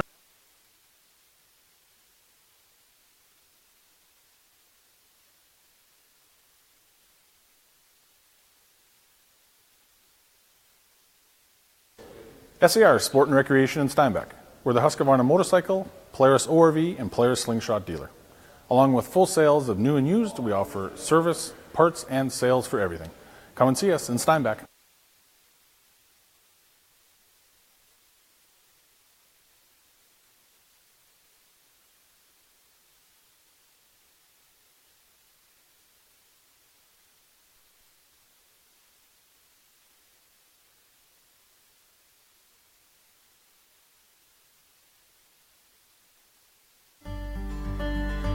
Welcome to MB Seeds. I'm Matt and this is B, and we're a family-run business.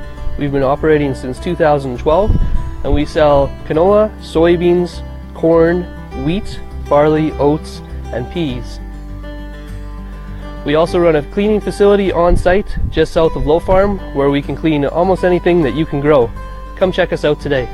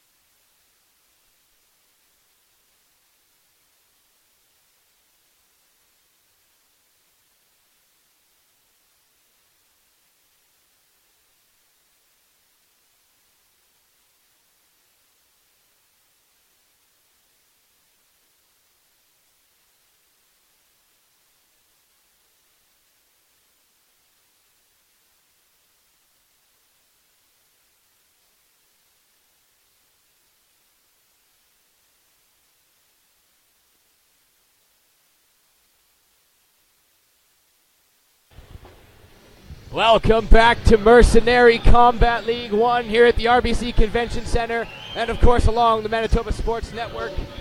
Well, it is time. Joe, Jeremy, 10 fights down, main event. Here we go. This is what everyone's been waiting for. This is it. This is it, yeah. And, for Brad Katonah, great big opportunity here. He's 5-0, undefeated. And now he's going to get a fight with, a guy from a really well-known gym, and he can test himself on the international level. Absolutely. Let's start here with Brad Katonah, 25 years old, 5-0. Flow Combat has him as the 13th ranked bantamweight prospect in all of North America. I mean, I asked him this question personally, and I mean, he has goals for himself. But with the UFC coming to Winnipeg so close around the corner, is a big win, a big showing here, 6-0, 25 years old. That sizzle that the UFC might be looking for someone to come into Winnipeg. Definitely. Whenever the UFC goes to a town, they're always open to picking up some local fighters. Like I said before, there's always fighters falling through. It happens to the UFC just like everybody else. So they definitely are looking to pick up some local talent. Somebody's got an undefeated record, a big following. If the stars align, you might see him in the UFC. Well, speaking of a big following, the entourage, and it's all the Whamma boys coming out, including Lee and Andy, who fought and won earlier on this card. Brad Katonah, 5-0, the main event for a reason, and against Stephan Scrappy Cervantes, a guy 22 years old, 10 professional fights. Like you said, trains out of a really good gym, Luttrell's MMA. Also, I believe he goes into Jackson Wink as well from time to time. First fight north of the border, coming to Canada. What does he have to do to stop the hype train that is Brad Katonah? He's going to have to be firing on all cylinders to come in and beat Brad in his backyard. From what I understand, he came in a little heavy and was pretty drained making weight. If I remember correctly, he actually missed weight by half a pound. So he's pretty drained, and that may end up playing a factor here. Yeah, and as Brad has spoken in numerous interviews that he's doing, he had an amazing camp. He's injury-free, not even nicked up a bit. His cut was good, weight was shitting off him. And this is Brad's first fight in Winnipeg. We haven't had fights here in 3 years, so we can only imagine how amped up a guy like Brad is to put on a show for his home crowd, fans, and to put on a show that very well may get him fighting in front of his home crowd come December.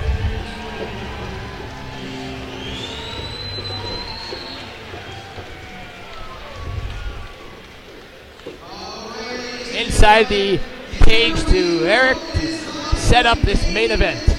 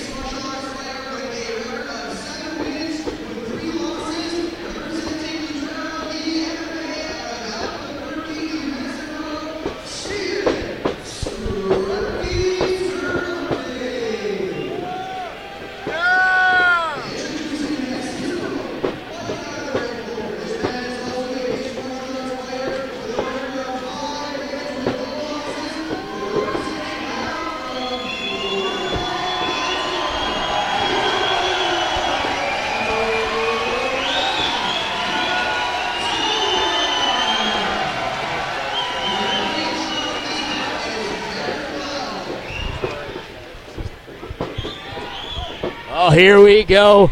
We're moments away from the main event. Brad Katonah against Stephan Scrappy Cervantes. 3 rounds here in the bantamweight division. Both of these guys look really dialed in and ready to go. And we're on our way. Quick exchange. Right to work, not even touching gloves. Straight to business. Oh, a nice overhand right by Stephan. That landed flush. Brad still pressing forward.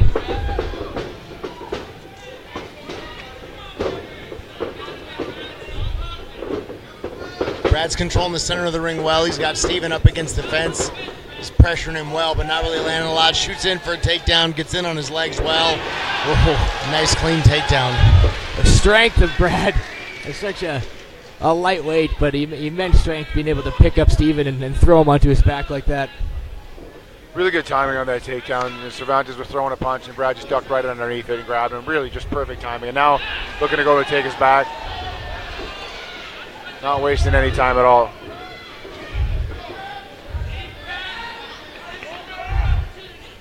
Stephan's doing a good job trying to scrape him off against the cage, but Brad is doing a great job tanking him up, and he switches back in front, going after another guillotine, and it looks tight. That looks like it's very tight. Brad Katonah trying to finish this one here in the very first round.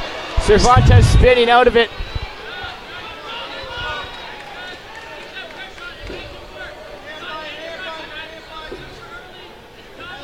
Katonah staying nice and calm and still attacking, just switching positions and now attacking from the back instead.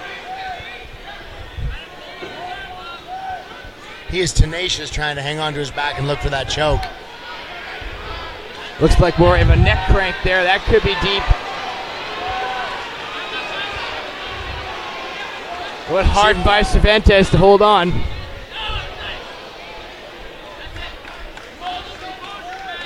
Oh, that might be under the chin. That one might be under the chin.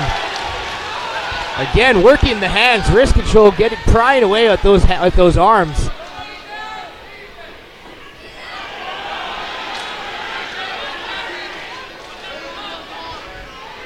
Stephan's doing a great job of defending this, but it's getting deeper and deeper every time. His face is turning red. He's turning the right way, but it's a rough spot to let somebody keep working on your back like that.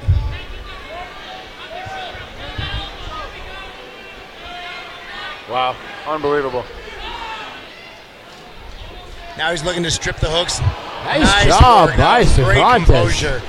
He's able to strip to the ground. Now he's on top. We'll see how Brad's guard works. And Brad may have used a lot of energy sinking in the guillotine followed by the rear naked choke. And they don't call him scrappy for no reason. He got out and now in top position. He's doing a good job keeping him pressed against the cage, not letting him get up much, but Brad makes it back to his knees. Now he's in on a single on Stephan. Both these guys just working really hard, not taking any breaks at all, not resting, just going after it from start to finish. And again, that kind of pace might actually take its toll on Steve if this goes into the later rounds, as he seemed to have a little bit of a rough time on the weight cut.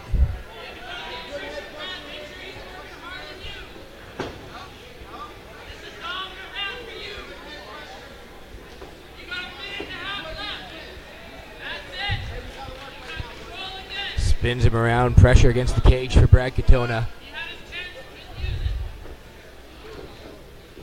Katonah's keeping good pressure there, keeping Cervantes on the fence, not giving him any room at all, throwing those knees there. And now we have another reversal and a takedown. Nice takedown by Katonah. Great inside trip.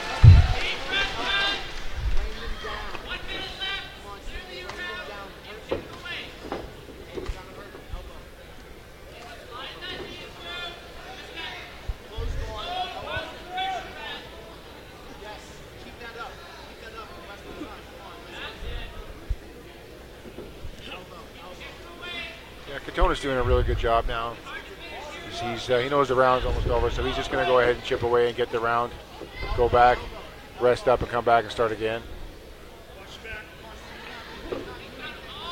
Cervantes just seems to be content to sit underneath and try to throw a few elbows, but oh, there we go, looking for an arm lock.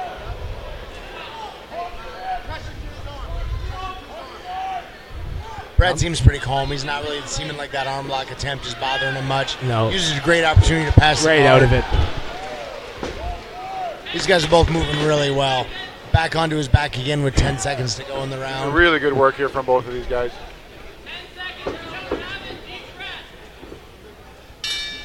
Whoa, ladies and gentlemen, this is why this is the main event. Technically savvy on both parts, and I mean, we got to go back and mention the heart and the determination of Scrappy, because I mean, both those chokes were in deep. Yeah, definitely. He was having a really hard time in there. He did a great job of stripping his hooks off and getting his weight over his shoulder to strip off that choke. But I'm sure it took its toll on him.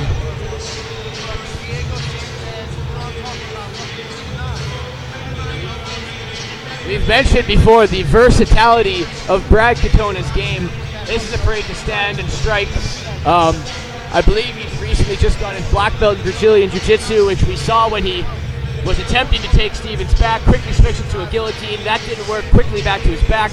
So anywhere the fight goes can be dangerous in favor of Brad Katonah. But I mean, again, the heart level of this Stephan Cervantes from Albuquerque, New Mexico is off the charts. Definitely. Looking forward to the second round. Round 2 is seconds away, and here we go. Once again, Katonah takes the center of the cage. Side kick blocked by Katonah. Another kick to the body. Brad's still showing good bounce and good staying light on his feet. Stephen's already looking like he's slowing down a little bit. That was a really tough pace for that first round. I'm really impressed at how good Brad looks right now after working that hard. And as you were saying, Stephen showing a little bit of signs of having worked. And like you were talking about earlier, that weight cut might be starting to hurt him a little bit.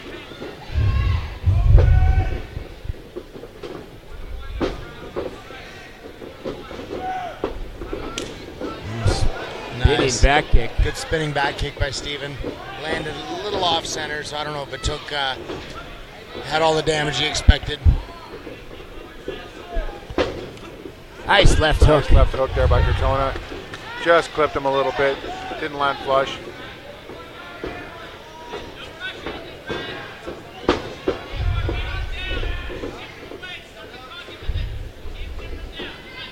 Both of these guys got good awareness of their distance and their range. Throwing their shots without getting stuck inside. Another good takedown attempt there. Katonah's pushing him up against the fence. And for Cervantes, this is going to be sucking a lot of energy out of him again if he's going to have to stop. He's going to have to work to defend that takedown. Yeah, he's got to be careful not to rest too much here against the cage. I know he wants to, but after that first round, he really needs to stay busy and not let these minutes tick by. Speaking of the first round, Mr. Horn, what way do you go with that one? If you're judging, who do you think you'd have to give that one to? Oh, it had to go to Brad. Yeah. I think he did a really good job earlier on threatening with that rear naked choke. Otherwise, the round I thought was pretty even, but he definitely threatened the most early on. Yeah. And these guys are just moving really well. And Katonah just seems to consistently get that back every chance he gets. Looks like he's got an arm under the neck again. It's on the other side of us. Yeah, I maybe can't see real clearly, but a single hook. Can't see if it's that deep. That looks pretty deep. I think Again, Cervantes is not quitting. That is very, very deep. This could be over right here. And he's going to spin out of it. Wow. Wow. That's incredible perseverance. That choke was tight. He had both hooks in and he was down on his belly. And he stayed with it until he worked his way out of it. Now he's back on top in a half guard on top of Brad. I think if Brad could if he needs to keep that pace and keep that pressure on Cervantes and hope that it wears him down, because Cervantes is showing signs of fatigue. If you're in Katonah's corner, just tell him to keep pushing the pace and keep pressuring. Oh, he's going for a heel hook. Heel hook now.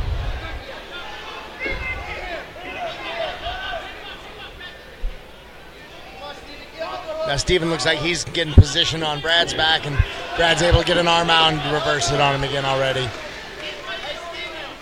What a fight we have here between Brad Katonah and Stephan Cervantes.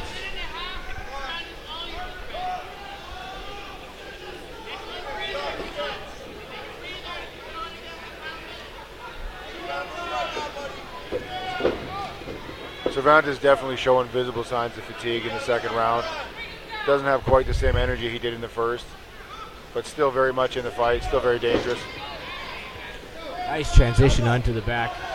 Yeah, Stephen was looking to set up a bit of a switch. He saw him reaching down for Brad's leg, but Brad, I'm sure, saw it and was able to spin to his back.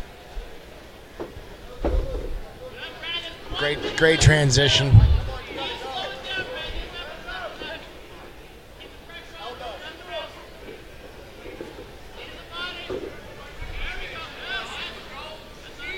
A lot of movement back and forth with these two fighters, switching positions, really working hard, both of them.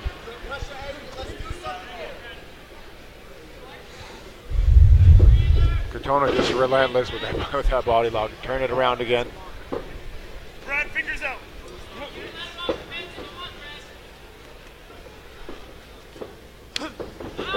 Nice knee to the body there by Katonah. Those are definitely going to take their toll on Stephan. He's slowing down, and I'm sure he's hurting already. Brad's keeping busy on working on his body and keeping the to go in the second round. Nice counter, right? Oh, wow. There's Great the round. end of the second here. I don't know if they wanted to wait for the little break in between rounds 2 and 3. They just wanted to keep on going. Definitely.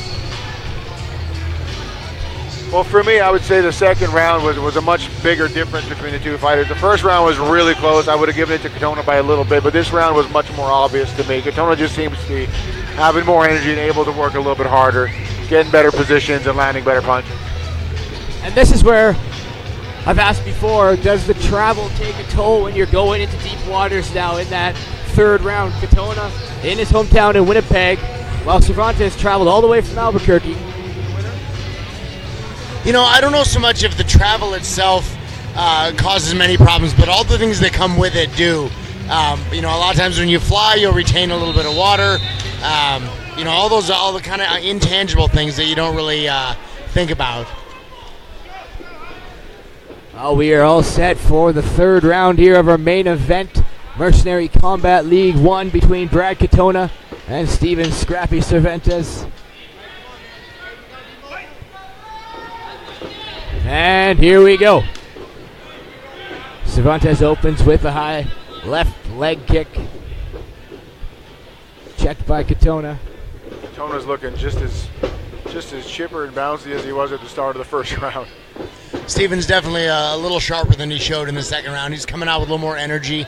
He might feel that he's behind and needing to make a statement here and put him away. Ooh, nice leg kick. Almost sweeped out the legs Katonah of needs to start Katonah. checking those kicks.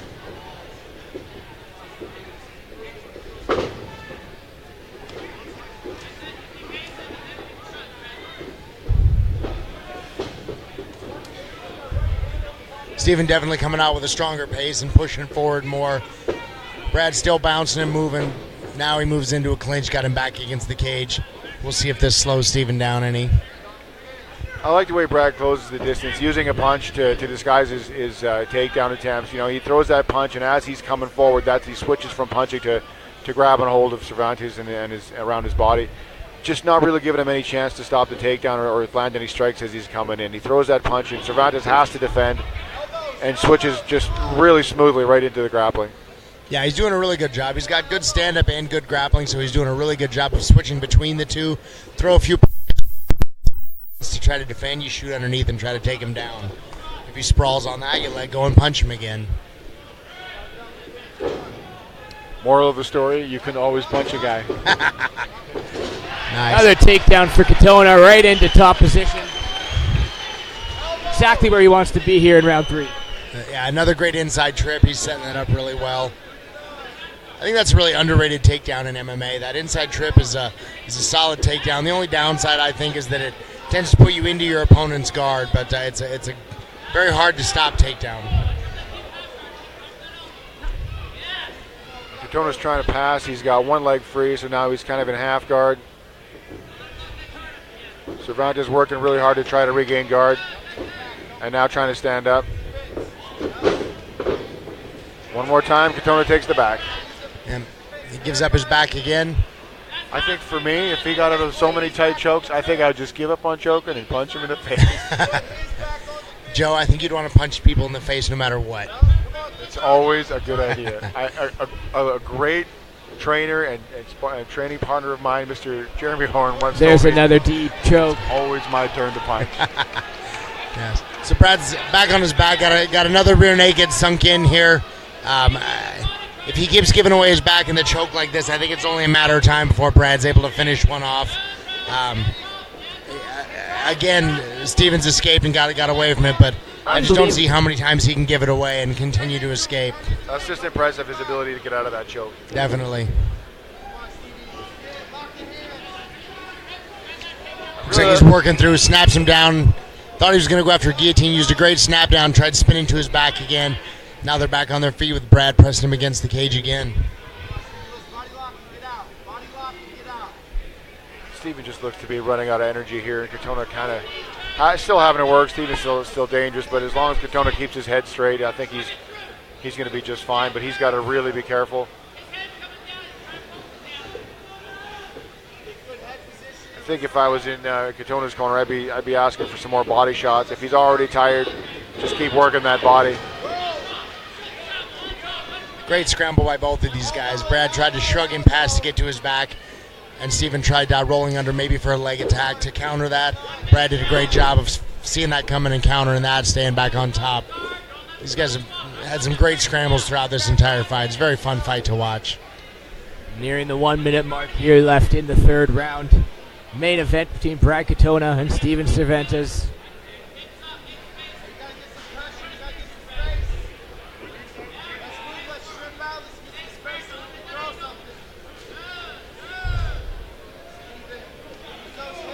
Katonah's doing a really good job here, staying out of trouble while he's on top. You know, picking his shots, looking for spots. And with such a tall opponent being in his guard, you know, there's always that danger of being submitted.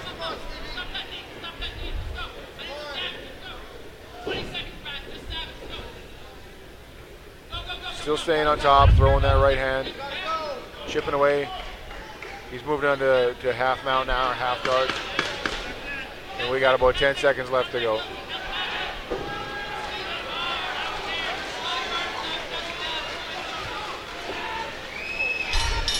Oh, and there you have it. Goes after one more guillotine to close out the third round. Main and co-main event did not disappoint one bit. Brad Katonah. We're going to go to the judges' scorecards, but we think that was enough throughout all 3 rounds to secure the victory, his 6th in a row. Yeah, I think it probably was. He stayed really busy. He was on his back threatening with submissions for the majority of all 3 rounds, actually. So I think that's a pretty easy nod towards Brad. Ladies and gentlemen, we'll be right back to wrap things up. Convention Centre for Mercenary Combat League 1 on the Manitoba Sports Network. Just got to go talk to the local hero here, Brad Katonah.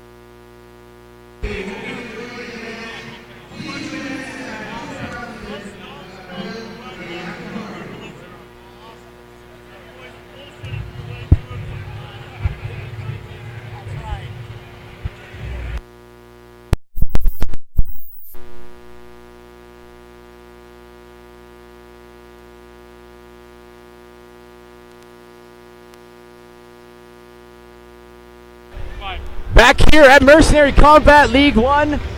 It's late. Joe, are you tired? 11 fights here.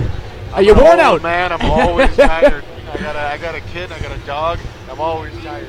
Well, I want to just first of all thank the men in charge of this, Andre and matchmaker Gabe Santos, along of course with you guys, Jeremy Horn, Louis Facette, Joe Dirksen. I mean, thank you so much for coming out and talking a bit, breaking down some fights on the Manitoba Sports Network, because without you guys it would just be me rambling on, and I don't know if anybody wants to hear that, so a big thanks. I appreciate coming out. I was telling Andre earlier, I'm a huge fan of the sport. I still love watching fights. I'm honored to be they trusted me behind a microphone. Yeah, no, there was no expletives. We made it through, Joe. We made it through. Yeah. Well, this has been Mercenary Combat League 1 at the RBC Convention Centre. Thank you to everyone who is listening along the way. 11 fights in, and one heck of a show. I'm Roy McGorn, that's Joe Dirksen, Jeremy Horn. You heard Louis Facette earlier, signing off on the Manitoba Sports Network.